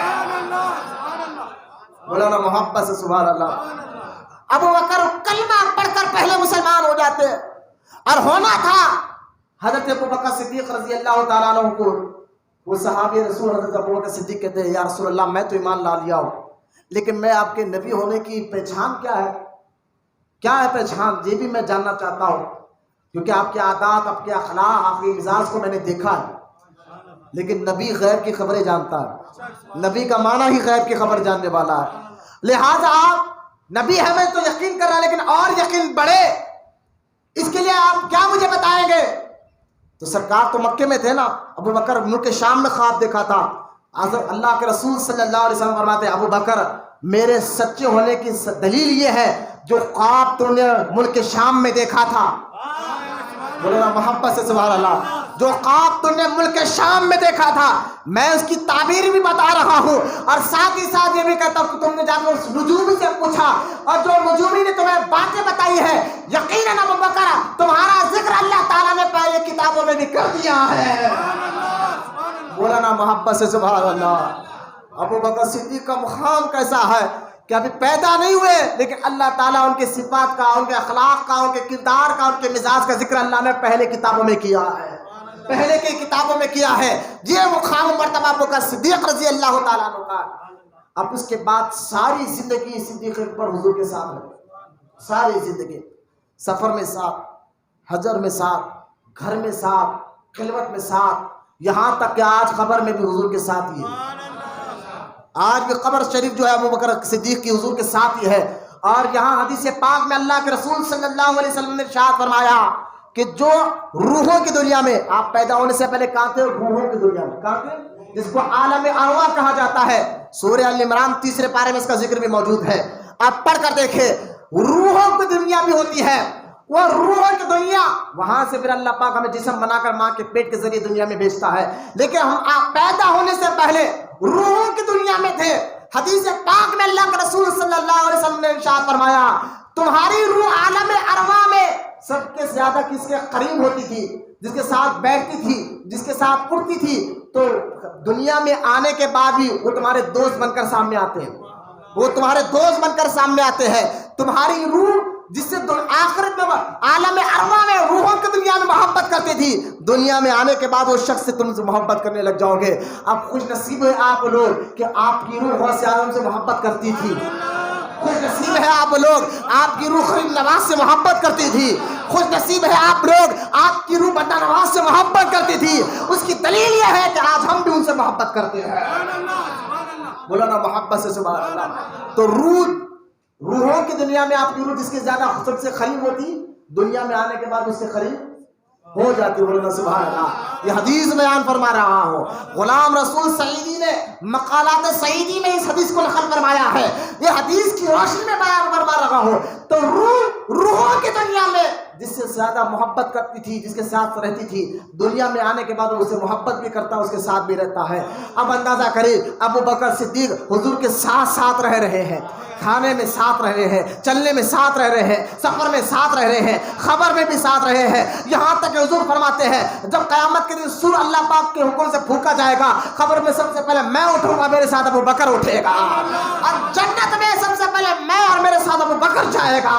بتا کیا چلا؟ ابو بکر صدیق تو عالم ارواح سے حضور کے ساتھ تھے. بولا محبت سے سبحان اللہ. یہ مقام و مرتبہ ابو بکر صدیق رضی اللہ تعالیٰ عنہ. حضرت ابو بکر صدیق کی وجہ سے بڑے بڑے صحابہ نے ایمان قبول فرمایا.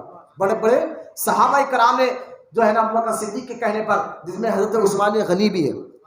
حضرت عثمان غنی رضی اللہ تعالیٰ عنہ یہ ابو بکر صدیق کے کہنے پر ان کی تبلیغ ہی پر ایمان لائے. بولے محبت سے سبحان اللہ. حضرت سعد بن ابی وقاص رضی اللہ تعالیٰ عنہ یہ بھی ابو بکر صدیق کے کہنے پر ایمان لے کر.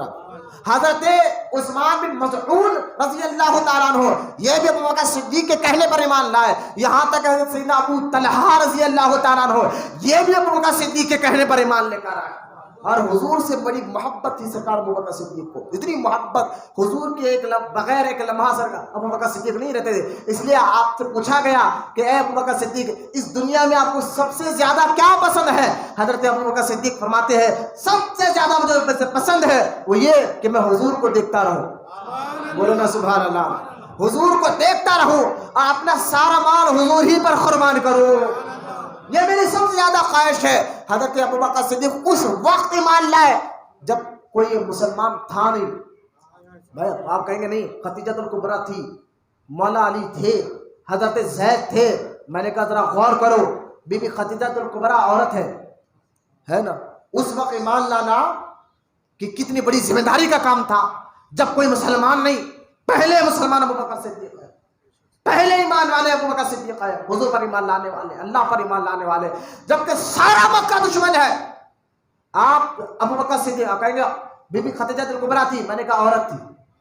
کہا حضرت زید تھے. میں نے کہا وہ تو غلام تھے. غلاموں کو کون اہمیت دیتا تھا؟ اس دور میں کوئی اہمیت نہیں دیتا تھا. کہا مولا علی تھے. میں نے کہا وہ ظاہر بچے تھے. اب تنہا ابو بکر کو دیکھے کہ ایسے ماحول میں جہاں سارا مکہ دشمن ہے لیکن حضور کے ساتھ ابو بکر صدیق کھڑے ہوئے. بولو نا محبت سے سبحان اللہ. اس لیے فرماتے سرکار دو عالم صلی اللہ علیہ وسلم نے ارشاد فرمایا کہ سنو، جو جن نے مجھ پر احسان کیا تھا ان تمام کے احسانات کو اللہ نے میرے ذریعے چکا دیا ہے سوائے ابو بکر کے. سوائے ابو بکر کے. ابو بکر کے احسانات مجھ پر اتنے ہیں، ان کے احسان کا بدلہ قیامت کے دن اللہ تعالیٰ ہی چکانے والا ہے. اے بولو محبت سے سبحان اللہ. کیا مقام ہے مرتبہ ابو بکر صدیق کا، جن کے احسان کا بدلہ قیامت کے دن اللہ پاک چکانے والا ہے. اللہ تعالیٰ جھکانے والا ہے. وہ ابو بکر صدیق رضی اللہ تعالیٰ عنہ ایسے ماحول میں ایمان لایا تو سارا مکہ دشمن تھا حضور کا. ایسے وقت میں ایمان لایا جہاں پر ایمان لانا موت کو دعوت دینا تھا. ایسے ٹائم پہ حضور کے ساتھ رہے اور ساتھ رہے بھی، تبلیغ بھی کرے، مار کھائے، مال آپ کو لوٹ لیا گیا، گھر بار لوٹ لیا گیا، اور میں سب کچھ لٹانے کے لیے تیار ہوں لیکن مصطفیٰ کا دامن چھوڑنے کے لیے تیار نہیں ہو. یہ ابو بکر صدیق رضی اللہ تعالیٰ عنہ جن سے سرکار بڑی محبت کرتے تھے، ہمارے نبی بڑی محبت کرتے تھے، حضور بہت محبت کرتے تھے. اتنی محبت کرتے تھے کہ اگر سارے مکے میں سب سے زیادہ اگر کسی پر اعتماد یقین تھا حضور کو تو ابو بکر صدیق رضی اللہ تعالیٰ عنہ. آپ اندازہ کریں. اور ابو بکر صدیق حضور کے بڑے وفادار. بولنا سبحان اللہ. اگر حضور ابو بکر صدیق کی وفاداری دیکھنا ہے تو یہ واقعہ یاد رکھو. جب اللہ تعالیٰ نے حضور کو مکہ چھوڑنے کا حکم دیا، اب غور کرے تو جس دن مکے میں دشمنوں نے جو ہے پلاننگ کی کہ حضور کو قتل کر دیں، معاذ اللہ. دارالندوا ایک علاقہ ہے مکے میں، ابو جہل کا گھر تھا، اس کو دارالندوا کہتے تھے. وہاں بیٹھ کر جو ہے میٹنگ ہوئی کہ ہم کیا کریں کہ اتنی کیونکہ بہت تکلیفیں دے رہے تھے مکے کے کفار. کھانا بند کر دیا گیا، پانی بند کر دیا، 3 سال تک شعبہ ابی طالب میں قید ڈال دیا گیا، یہاں تک کہ ہر تکلیف کر دیکھا لیکن مسلمان بڑھتے ہی جا رہے تھے کیونکہ وہ اللہ رسول پر بڑا یقین کر چکے تھے. یقین مضبوط ہو تو حالات کچھ بھی ہو، یقین اللہ رسول پر مضبوط ہو، حالات کو دیکھ کر اپنے ایمان کا سودا نہیں کرنا. حالات چاہے کوئی بھی گورنمنٹ آ جائے، کوئی بھی لیڈر آ جائے، اپنے ایمان کا سودا کسی حال میں مت کرنا. کام اللہ فرماتا ہے قرآن میں، اے ایمان والو ایمان پر مضبوطی سے قائم رہو، غم نہ کرو، سستی نہ کرو، تم ہی کامیاب ہوگے اگر ایمان رکھتے ہو. حالات کو دیکھ کر جس صحابہ تھے جن کو اللہ نے حضور کی صحبت کے لیے چنا تھا، وہ حالات کو دیکھ کر کب ہتھیار ڈالنے والے تھے. ارے بھوکا رکھا جا رہا ہے لیکن وہ پھر بھی ایمان نہ. ارے ان کے گھر بار لوٹا جا رہا ہے پھر بھی رسول کا دامن نہیں چھوڑا. ان کے سامنے ان کے بچوں کو قتل کیا جا رہا ہے پھر بھی رسول پاک کا دامن نہیں چھوڑا. حضرت ابو بکر صدیق رضی اللہ تعالیٰ تو تھے ہی سرکار کے ساتھ سب سے زیادہ وفادار. بولنا سبحان اللہ. اب دیکھیں دارالندوا میں میٹنگ ہوئی کہ حضور کو کیا کیا جائے، کیسا روکا جائے. تو وہاں اس میٹنگ میں یہ بات طے ہوئی کہ سب کے قبیلے مکے میں جتنے خاندان والے ہیں سب خاندان والوں سے ایک 2 آدمی کو لو اور ایک دم 60 70 80 آدمی گھر پر حملہ کر آپ کو شہید کر دیں. یہ پلاننگ ہوئی. بھائی ایک آدمی کے لیے 60 70 آدمی کیوں گھیرے گئے؟ کیونکہ مکے والے جانتے تھے حضور کا قبیلہ، حضور کا خاندان بڑا ڈینجر ہے، طاقتور ہے. اگر ایک خاندان کا ایک آدمی جا کر لڑے گا اور حضور کو معاذ اللہ شہید کر دے گا تو پھر یہ ایک آدمی کو حضور کے خاندان والے سے مل کر اس کی چٹنی کر دیں گے. لہذا اگر پورے مکے میں جتنے قبیلے ہیں ان سب سے 2 3 3 آدمی آ کر لڑے گا تو حضور کا ایک خاندان اتنے خاندانوں سے کیسے لڑے گا؟ لہذا پورے خاندان کے لوگوں نے مل کر یہ پلاننگ کر رہے تھے ابو جہل کے گھر میں بیٹھ کر کہ اب ہم اب رات ہی رات جائیں گے اور حضور کو معاذ اللہ قتل کر دیں گے. یہ پلاننگ کر رہے تھے، ادھر اللہ تعالیٰ اپنے محبوب کو بچانے کی تدبیر کر رہا تھا. اللہ پاک نے اسی وقت وحی بھیجی، فرمایا حضور کو کہ اے محبوب اب اسی وقت مکہ چھوڑ کر جاؤ، مکہ چھوڑ کر مدینہ چلے جاؤ. اور اپنے بستر پر کیا حضرت اللہ کے رسول صلی اللہ علیہ وسلم نے، کیونکہ حضور کے پاس مکے کفاروں کے جو ہے امانتیں بھی رکھی ہوئی تھی. ذرا غور سے سننا، کفار اپنی امانت لا کر رکھا کرتے تھے. لہذا اللہ کے رسول صلی اللہ علیہ وسلم نے حضرت علی کو بلوایا اور فرمایا اے علی تم میرے بستر پہ رات میں سو جاؤ. حدیث پاک میں آتا ہے حضرت علی رضی اللہ تعالیٰ عنہ بھائی بستر پہ لیٹ گئے سرکار کے اور سرکار نے ان کو ہری چادر دی. بولنا سبحان اللہ. کون سی چادر دی؟ سمجھ کرو کون سی چادر دی؟ مولا علی وہ ہری چادر اوڑھ کر لیٹ گئے اور اتنے آرام سے لیٹے. ذرا آپ اپنے سے غور کیا، مولا علی کا عشق بھی دیکھے یہاں پر ہے. اگر آپ کو معلوم ہو کہ گھر میں دشمن آپ کو مارنے والے ہیں اور آپ دشمن کا آپ کا گھر بھی معلوم ہے، آپ کس جگہ سوتے ہیں وہ بھی معلوم ہے، آپ کے دوست کو یا بھائی کو بولو بھائی میں تو جا رہا ہوں میری وجہ تو یہاں سو جا، انہیں سوتا. ارے یہ کیا بھائی تو جا رہا میں تیرے وجہ میں کیوں سو؟ ایک عام آدمی کی بات بتا رہا ہوں، مثال دے رہا ہوں میں آپ کو سمجھانے کے لیے. میں کہیں کو سو، اگر چلو بہت محبت کرتا تھا اور سو بھی جائے تو نہیں آئے گی سکون. ارے بھائی تم کو ختم کیا جا رہا تھا، تم کو نہیں آئے گی سکون ہے. روایت میں آتا ہے یا مولا علی کا مقام مرتبہ بھی دیکھے، حضرت علی نہ چہرے پہ ڈر تھا، نہ مولا علی نے یہ کہا کہ میں کیوں نہیں تو حضور اب تو آپ ہی نے تو کہا اللہ کہہ رہا ہے دشمن آنے والے ہیں مارنے والے ہیں، تو کہیں آپ کے بدلے مجھے قتل نہ کرتے کیونکہ میں آپ کے بستر پہ سو رہا ہوں، میں کیوں سو. علی نے یہ نہیں کہا، نہ چہرے پہ ڈر تھا، نہ جسم میں کچھ قسم کی گھبراہٹ تھی، بلکہ روایت میں آتا ہے روزانہ مولا علی رات بھر اللہ کی عبادت کرتے تھے، بڑے شوقین اللہ کی عبادت کرتے تھے، لیکن اس رات حضرت علی آرام سے سو گئے. بولو نا سبحان اللہ. کہا علی سویا کو، کہا اگر جاگتا تو لوگ سمجھتے ڈر کے جاگ رہا. بولو نا سبحان اللہ. ڈر کر جاگ رہا ہے. کہا علی موت کا ڈر نہیں تھا، اگر حضور سمجھ کے تمہیں قتل کر دیتے. مولا علی کا یقین دیکھو، حضرت علی نے فرمایا ارے ڈر کہے گا، حضور نے کیا کہا تھا علی صبح ہونے کے بعد یہ مال لوگوں تک لوٹا کر تم بھی مدینے آ جانا. تو مولا علی کہتے ہیں مجھے یقین ہو گیا علی تو کبھی مرنا تو ضرور ہے لیکن آج کی رات نہیں مرے گا، کیونکہ مصطفیٰ نے کہا صبح تم مدینے آ جانا. مولانا محبت سے سبحان اللہ. یہاں حضرت علی نے اپنے ایمان کو ایسا پیش کیا اور لیٹ کے بستر پر سرکار باہر نکلے، 70 سے 80 دشمن تلوار لیے کھڑے تھے. سرکار نے سورہ یاسین پڑھ کر مٹی پھینکا، سورہ یاسین پڑھ کر مٹی پھینکا. ان لوگ کو غلطگی آئی، حضور ان کے سامنے سے گئے نظر نہیں آئے. بولے سبحان اللہ. حضور ان کے سامنے سے گئے نظر نہیں آئے. آج لوگ کہتے ہیں وہاں بھی حضور حاضر و ناظر ہے، ہم کہتے ہیں سنی کہ حضور حاضر و ناظر ہے، چاہے تو اپنے غلام کو دیکھتے بھی ہے، جب چاہے اس کے گھر آ بھی سکتے ہیں. ایسے کیسے ہوتا، ہمیں نہیں دکھائی دیتے، ہمیں نہیں دکھائی دیتے. میں نے کہا کفار کو بھی حضور سامنے سے دکھائی نہیں دیے تھے، کفار کے سامنے سے حضور گئے تھے یاسین پڑھتے ہوئے، دکھائی نہیں دیتے. تمہارے مٹی وہاں کی ہوگی، ہمیں کیا معلوم ہے، ہم تو ابو بکر کے غلام ہیں، ہم تو صحابہ کے غلام ہیں. ادھر سرکار جو ہے اپنے مال جو کفار کی امانتیں تھے علی کے سپرد کیا. فرمایا علی صبح اٹھنے کے بعد سارا پیسہ جس کی امانت اس کو واپس کر دینا. اس کو کیا کہتے ہیں اخلاق مصطفیٰ. بھائی اخلاق والا نہیں کرے گا، بھائی کچھ بھی ہو جاؤ جس کی امانت اس تک پہنچا ہے. لوگوں نے کیا اخلاق والا نہیں بولتے ہیں نا. لہذا اخلاق مصطفیٰ کی باری تھی تو اس کی ذمہ داری اللہ کے رسول نے علی کو دی. علی حضور کے اخلاق مصطفیٰ کے ذمہ دار تھے، علی حضور کے اخلاق مصطفیٰ کے ضامن تھے. اخلاق مصطفیٰ کی بات آئی، علی کو بستر پہ سلا دیا. اللہ کا یہ بات سمجھ گیا جو میں کہنے جا رہا ہوں. اخلاق مصطفیٰ کی باری آئی تو علی کو بستر پر سلا دیا. فرمایا صبح امانتیں دے دینا.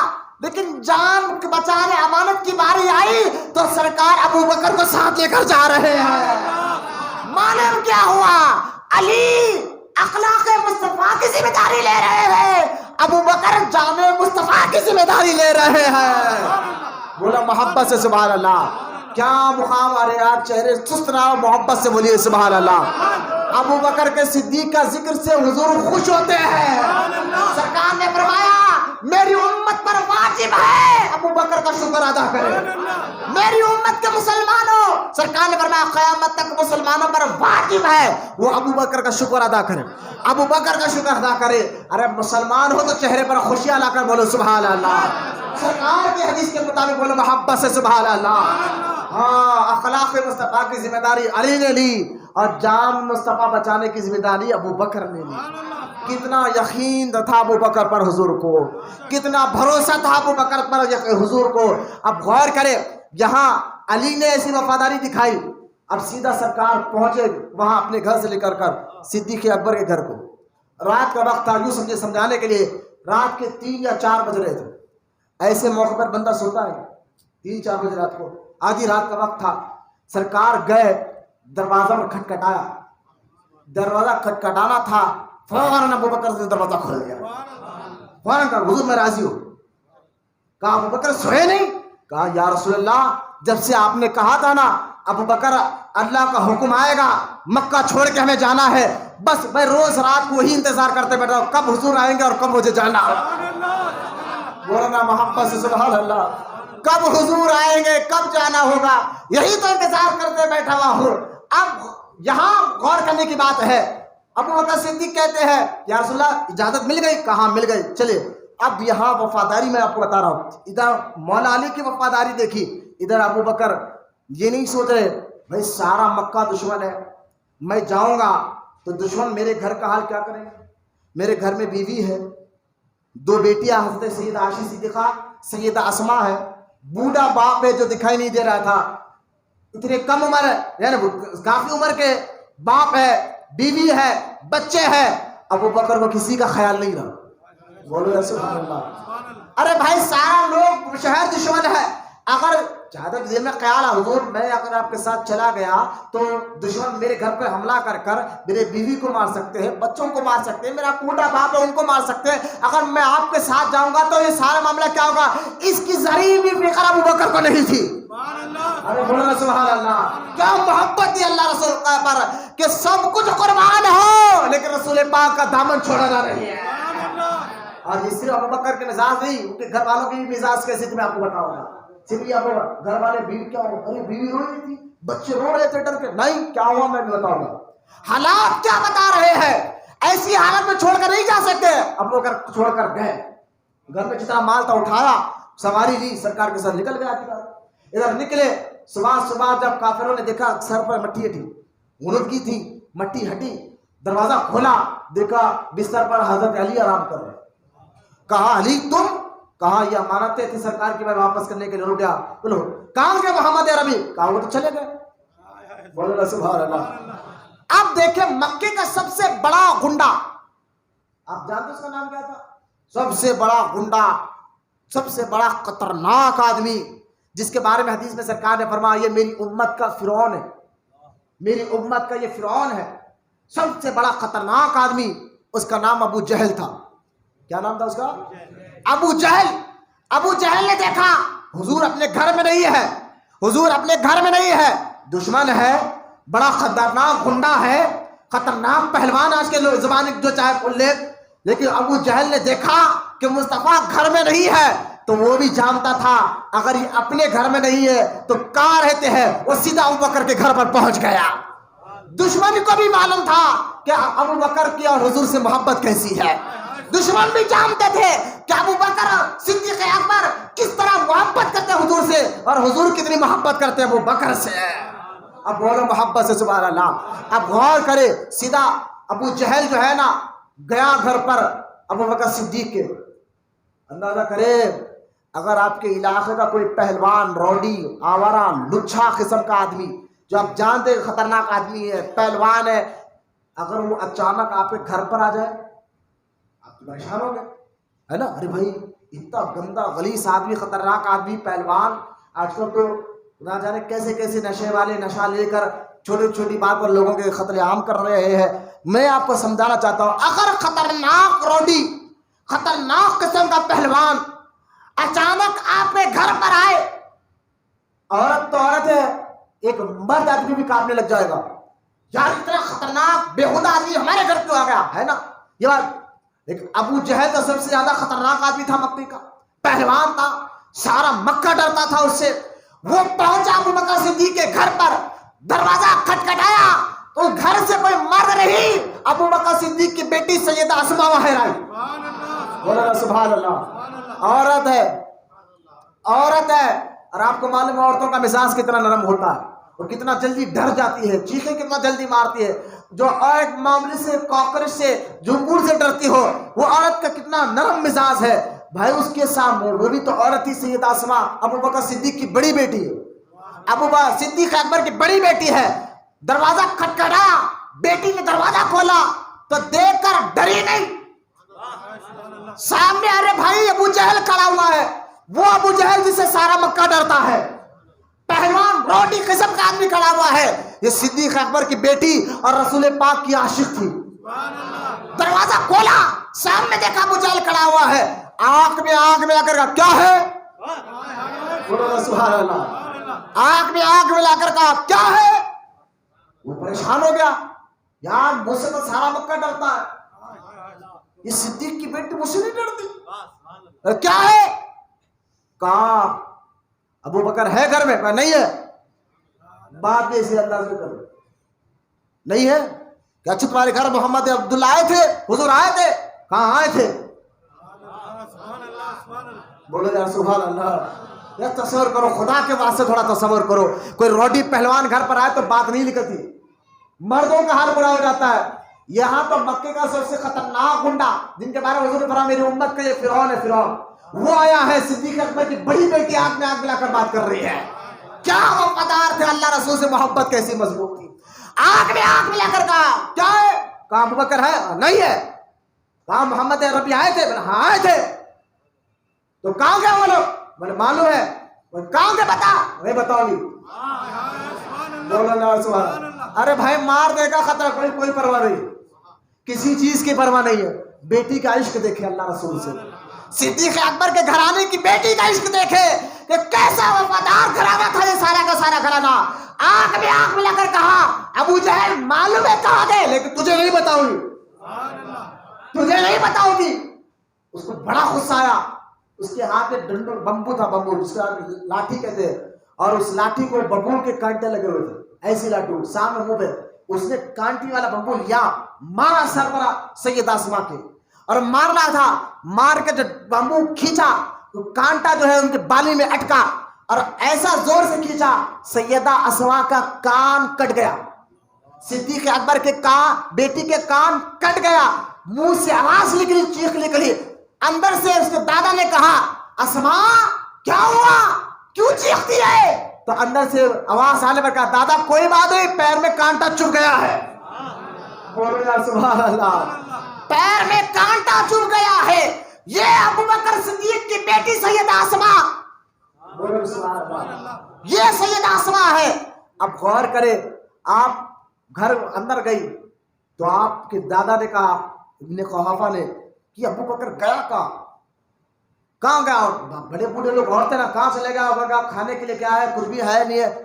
سیدہ اسما گئی، ایک پوٹلی میں کنکرے بھری، کہا ارے بابا تو گئے کچھ کام سے، لیکن بہت ساری دولت چھوڑ کر آئے، یہ دیکھو دولت آپ نے، بابا بھی آپ کی ایمان نہیں لائے تھے تب کی بات ہے۔ اب ایک وفاداری دیکھے، محبت دیکھے اللہ رسول سے۔ اب یہ مکہ میں اعلان ہو گیا کہ حضور کو چلے گئے ہیں۔ اب مکہ میں اعلان ہوا کہ جب حضور گئے ہیں، کہاں گئے؟ سرکار دو عالم صلی اللہ تعالی علیہ وسلم کو لے کر حضرت ابوبکر صدیق غار ثور میں 3 دن رہے۔ مکہ سے 4 یا 5 کلومیٹر پر ایک پہاڑی ہے، اونچی پہاڑی، آپ جانتے ہو پہاڑی کتنی اونچی ہے؟ زمین سے اوپر 5000 فیٹ، کتنے سمجھ کر کتنے؟ جو لوگ حاجی حج کے لیے گئے ہوگے یا عمرے کے لیے گئے ہوگے، غار ثور جس نے دیکھا ہوگا، جو مکے سے حرم سے 3 یا 4 کلومیٹر کی دوری پر ہے، غار ثور جس نے دیکھا ہوگا، آج بھی بڑے بوڑھوں کی بات نہیں کر رہا ہوں، نوجوان آدمی کی بات کر رہا ہوں، وہ اوپر چڑھ کے نیچے اترے تو اس کی حالت پتلی ہو جائے گی۔ آج اس دور کی بات کر رہا ہوں، اتنے نوکیلے پتھرے ہیں پہاڑ پر، دھوپ ایسی ہے۔ سرکار دو عالم صلی اللہ علیہ وسلم کو لے کر صدیق اکبر نے اس پہاڑ پر، جو زمین سے لے کر اوپر پہاڑ پر جائے تو اوپر ایک غار ہے، اس غار کو غار ثور کہا جاتا ہے، جہاں سرکار دو عالم علیہ السلام ابو بکر صدیق 3 دن رہے ہیں۔ لیکن سنو اس کی اونچائی کتنی ہے، زمین سے لے کر پہاڑ تک اونچائی، غار تک 5000 فیٹ کی اونچائی ہے۔ آج پہاڑ کے نوکیلے پتھرے، آج اس دور میں 2022 کی بات کرو، جا کر دیکھے، اس دور میں پہاڑ بڑا خطرناک نظر آتا ہے، اتنا گرم دھوپ وہاں کی تیز، پھر وہاں ساتھ ہی ساتھ نوکیلے پتھرے آج کے دور میں نظر آتے ہیں۔ تو پہاڑ 1400 سال پہلے کیسا تھا ہوگا، 1400 سال پہلے کیسا تھا ہوگا۔ حضرت ابو بکر صدیق رضی اللہ تعالیٰ عنہ نے حضور کو دیکھا، یا رسول اللہ اس پہاڑ کی چوٹی میں جانا ہے، آقا میرے کھاندے پر بیٹھ جائیے۔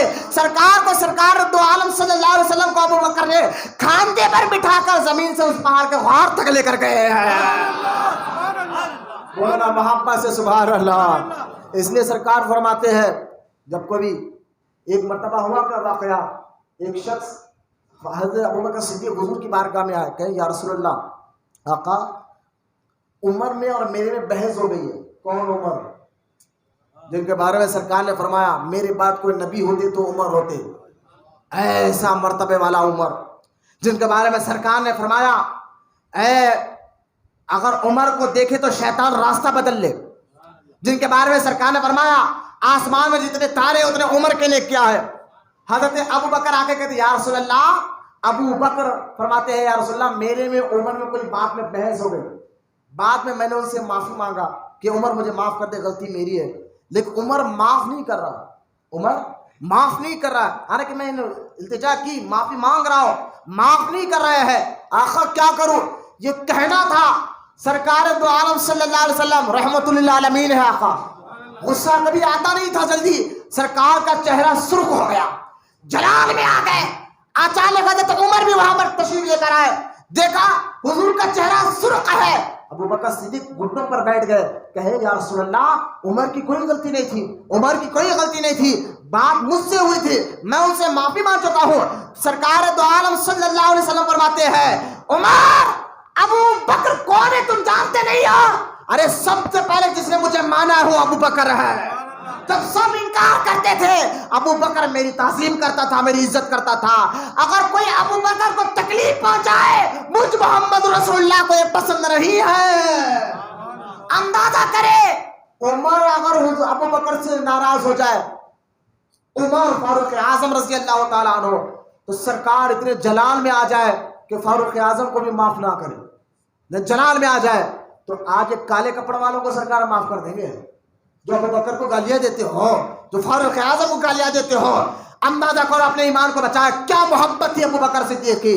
ادھر دیکھے غار ثور میں سرکار تشریف لے کر گئے ابو بکر صدیق رضی اللہ تعالیٰ کو لے کر، اور ادھر مکے میں اعلان ہوا کیا کہ حضور تو نکل گئے، تو اعلان ہوا مکے میں جو حضور کا پتہ بتائے گا، غور سے سنیں کون آ رہا جرم میں بات ختم کرو بھائی، ٹائم بالکل قریب آ گیا، جو حضور کا پتہ بتائے گا اس کو لال اونٹ، جس کو سرخ اونٹ کہتے ہیں، کیا ہے سرخ اونٹ، لال اونٹ 100 اونٹ انعام میں دیا جائے گا۔ اور اس دور میں اونٹ کی، لال سرخ اونٹ کی بڑی اہمیت تھی، جو آج کے دور میں بڑے بڑے کار کی جو 45 لاکھ 50 لاکھ 60 لاکھ 1 کروڑ کی جو کار ہوتی ہے نا، یوں سمجھیے اس دور میں وہ لال سرخ اونٹ کی بڑی اہمیت تھی، جس کے پاس لال اونٹ ہو اس دور کا ارب پتی۔ اب کیا اعلان ہو رہا ہے مکے میں کہ جس کا جو حضور کا پتہ بتائے گا اس کو 100 اونٹ دیے جائے گے، 100 اونٹ دیے جائے گے۔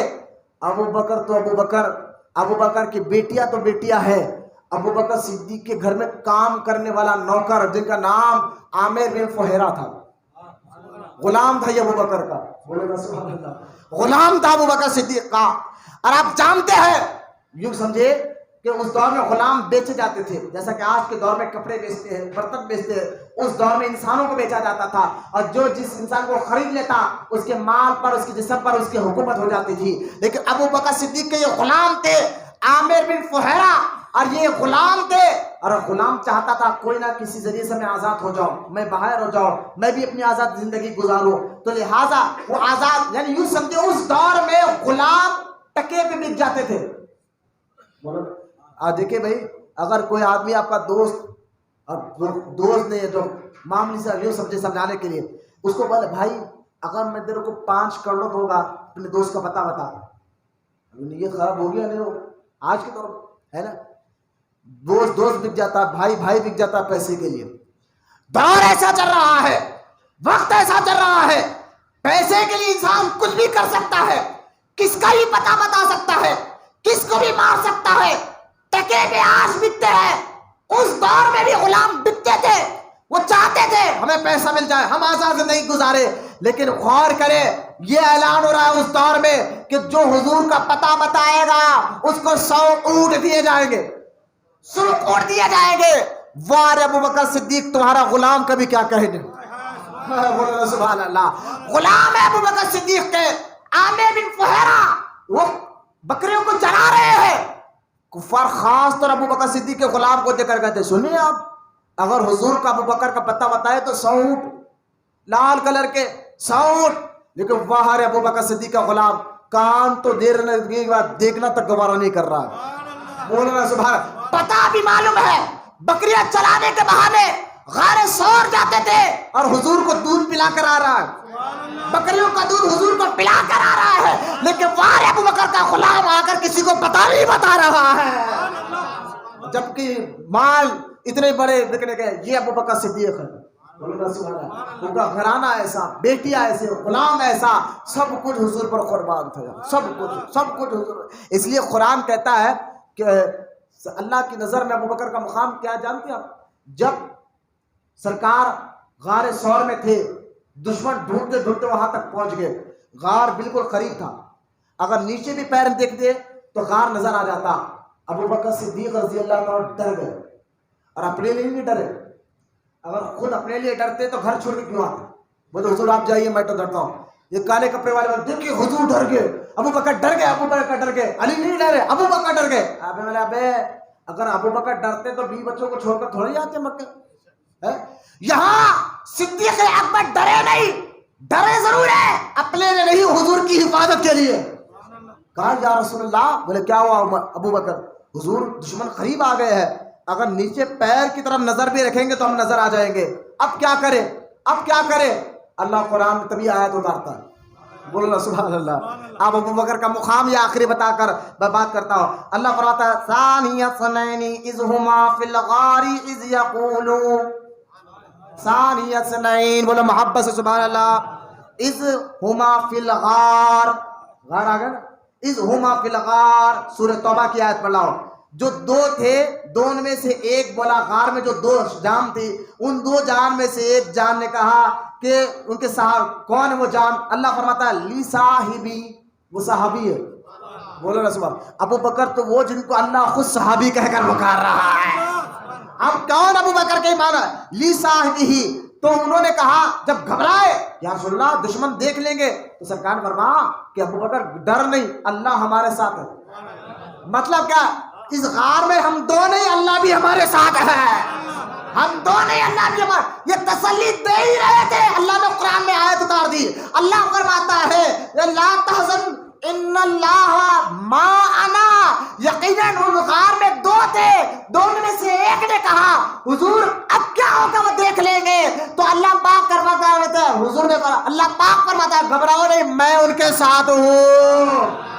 بولو نا محبت سے سبحان اللہ۔ کیا مقام ہے ابو بکر کا، کیا مقام ہے ابو بکر کا، بولو محبت سے سبحان اللہ۔ اچھا جانتے حضور پر کسی وجہ سے اللہ پاک نے کچھ مہینے وحی نہیں بھیجی، مکے میں دشمن مذاق اڑانے لگے، جب دشمن مذاق اڑانے لگے تو اللہ تعالیٰ نے اسی کا وحی اتاری، کہا والضحیٰ، محبوب تیرے چہرے کی قسم، واللیل، تیری زلفوں کی قسم، بولو نا محبت، والضحیٰ واللیل اذا سجا ما ودعاک ربک وما قلی۔ اللہ فرماتا ہے جب کئی مہینے اللہ نے وحی نہیں اتاری تو کافر تانا دینے لگے کہ حضور کا رب ان سے ناراض ہو گیا ہے، ان پر کوئی وحی نہیں اتار رہا ہے۔ اللہ تعالیٰ نے تبھی وحی اتاری جب کافر حضور پر اعتراض کرنے لگے، اللہ کو گوارا نہیں ہوا، اللہ نے قرآن میں آیت اتار دی، والضحیٰ، محبوب تیرے چہرے کی قسم، واللیل، تیری زلفوں کی قسم، اللہ نے تجھے نہیں چھوڑا، وَلَا سَوْفَ يُعْتِكَ رَبُّكَ فَتَرْضَىٰ، اللہ تو تجھے اتنا دے گا کہ تو راضی ہو جائے گا۔ بولنا محبت سے سبحان اللہ۔ حضور پر اعتراض ہوا تو اللہ کو گوارا۔ اسی طرح حضرت ابو بکر نے جب کچھ حضرت بلال کو بھاری رقم میں آزاد کرا، غلام تھے حضرت بلال لیکن مسلمان ہو گئے تھے، ان کا آقا کافر تھا، بہت مار رہا تھا، انہوں نے غلام کو آزاد کرا، لوگ تانے دینے لگے، اے ابو بکر کیسا آدمی ہے تو، غلاموں کو اتنے پیسے کروڑوں روپے دے کے، سمجھانے کے لیے کہہ رہا ہوں، کروڑوں روپے کے آزاد دے رہا، تانا دیا کہ شاید وہ غلام کوئی احسان کرا تھا ہوگا تمہارے اوپر، کہا نہیں احسان نہیں کرا تھا۔ جب کافروں نے ابو بکر کو تانا دیا تب بھی اللہ تعالیٰ نے قرآن میں آیت اتاری، بولو نا محبت، نہ اللہ تعالیٰ کو حضور پر اعتراض کرنا گوارا ہے، نہ ابو بکر پر اعتراض کرنا اللہ کو گوارا ہے، بولا نا محبت سے سبحان اللہ۔ اور میں باتیں بولنا چاہ رہا تھا لیکن وقت اجازت نہیں دے رہا، کافی وقت ہو گیا ہے۔ حضرت ابو بکر صدیق رضی اللہ تعالیٰ عنہ حضور کے دنیا سے جانے کے بعد 2 سال تک حکومت میں رہے، اور سرکار کے روزے مبارک جب آپ 22 تاریخ کو اسی مہینے کی جمادی الاولیٰ کی دنیا سے تشریف لے کر گئے تو آپ نے کہا تھا کہ میرے جنازے کو پڑھانے کے بعد حضور کے روزے کے سامنے رکھ دینا، اور سامنے ٹھہر کر تمام صحابہ نے کہا تھا یہ کہنا کہ السلام علیکم یا رسول اللہ، یا رسول اللہ ابو بکر آیا ہے، اجازت ہو تو آپ کے حجرے میں کمرے میں لا کر دفن کرے یا جنت البقیع میں دفن کرے؟ اگر خود بخود دروازہ کھل جائے تو اندر لے جا کر دفن کرنا۔ ابو بکر صدیق کب کی بات ہے؟ حضور کے جانے کے 2 سال کے بعد آپ پردہ فرمائے۔ صحابہ اکرام میں حضرت علی بھی ہے، فاروق اعظم بھی ہے، عثمان غنی بھی ہے، ابو طلحہ بھی ہے، سعد بن ابی وقاص ہے، کتنے لاکھ صحابہ زندہ ہے۔ اور ابو بکر کیا وصیت کر رہے ہیں؟ میرے جانے کے بعد میرے جنازے کو حضور کی قبر کے سامنے لے جا کر حضور سے معاوضہ رکھنا۔ بولو یار سبحان اللہ۔ کسی صحابی نے یہی نہیں کہا قبر والے سنتے ہیں؟ ایسا کسی صحابی نے؟ کسی نے اعتراض؟ علی نے بھی اعتراض، کیونکہ سب جانتے تھے کہ اللہ کی عطا سے نبی قبر میں زندہ ہے۔ یہ عقیدہ آج کا نہیں، صحابہ سے چلتا ہوا آ رہا ہے، صحابہ سے چلتا ہوا رہا ہے۔ اگر آج کا 2 ٹانگ کا جانور رہابی یہ کہے کہ معاذ اللہ نبی مرتا ہے، تو کہنا بے تو کس کا کلمہ پڑھتا ہوا نہیں معلوم ہے۔ ہم جس نبی کا کلمہ پڑھتے ہیں وہ نبی اللہ کی عطا سے قبر میں زندہ بھی ہے اور اللہ کی دی ہوئی طاقت سے غلاموں کی مدد بھی کرتا ہے۔ اور یہ ایسا یقین رکھنا صحابہ کا بھی طریقہ رہا۔ ابو بکر صدیق کے جنازے کو سامنے رکھا گیا، حضور کے روضے مبارک کا دروازہ بند تھا، حجرہ۔ آواز دی السلام علیکم یا رسول اللہ، یا رسول اللہ ابو بکر کا جنازہ سامنے آ گیا ہے، حضور اگر اجازت دے تو اندر لا کے آپ کے واجب دفن کرے یا جنت البقیع میں دفن کرے۔ اتنا کہنا تھا، اچانک روزے کا دروازہ خود بخود کھلا، خود بخود کھلا اور قبر سے آواز آئی کہ ابو بکر میرا محبوب ہے، اس کو میرے قریبی لا کر دفن کرنا۔ بولنا محبت سے سبحان اللہ۔ ابو بکر دنیا سے جاتے مسلمانوں کو عقیدہ دے دیے کہ خبر میں جانے کے بعد بھی اللہ کے محبوب بندے سنتے بھی ہیں اور مدد بھی کرتے ہیں۔ لہٰذا اور بھی باتیں تھیں کہ ایک خاص طور پر کہ حضرت ابو بکر صدیق سارے صحابہ میں افضل ہے، حضرت علی سے بھی افضل، عثمان غنی سے بھی افضل، فاروق اعظم سے بھی افضل۔ لہٰذا افضل پر میں جو بات کرنا تھا لیکن وقت اجازت نہیں دے رہا، انشاءاللہ اگر اللہ زندگی رکھا تو اسی اتوار کو ہم ابو بکر صدیق کا پیغام یہاں اسی مسجد میں بڑے پیمانے پر انشاءاللہ کریں گے اور اس میں بتائیں گے کہ ابو بکر صدیق سارے صحابہ میں سب سے افضل ہے، صرف ظاہر میں نہیں باطن میں بھی افضل ہے، صرف سیاست میں نہیں روحانیت میں بھی افضل ہے۔ اور افضلیت ابو بکر صدیق کا یقین رکھنا یہ مسلمانوں پر فرض ہے۔ کچھ لوگ آج ہو گئے نہیں، ابو بکر جو ہے سیاست میں افضل ہے، علی ولایت میں افضل ہے۔ یہ باٹم باٹی کرنا سنیوں کا طریقہ نہیں رہا، تفضیلیوں کا طریقہ رہا ہے۔ سنی تو یہ کہتا ہے جیسا ابو بکر سیاست میں افضل ہے ویسا روحانیت میں بھی افضل ہے۔ لہٰذا انشاءاللہ یہ افضلیت کی بات آنے والے اتوار کو انشاءاللہ اللہ کا زندگی باقی رکھی تو صبح 10:30 یہاں اسی مسجد میں محفل شروع ہو جائے گی، 10:30 سے چلے گی، ظہر کے بعد کھانا وغیرہ ہوگا، ضرور آئیے۔ اور خاص طور پر اس دن ہم اس وائرس کے لیے کرونا وائرس کے لیے بھی دعا کریں گے۔ آخر میں دعا کرتا اللہ آپ کی بارگاہ اللہ تمام کو کہنے سننے سے زیادہ عمل کی توفیق عطا فرمائے۔ جتنے بوڑھے بچے نوجوان یہاں بیٹھے والا ان کے بیٹھنے کو قبول فرمائے، ان سب کو سچا عاشق رسول بنائے اور ان کی نسلوں میں قیامت تک عاشق رسولوں کو پیدا فرما۔ اے اللہ سرکار ابو بکر صدیق رضی اللہ تعالیٰ عنہ کے صدقے طفیل میں مارا ہماری اور ہمارے ماں باپ کی مغفرت فرما۔ وما علینا الا البلاغ والحمد للہ رب العالمین۔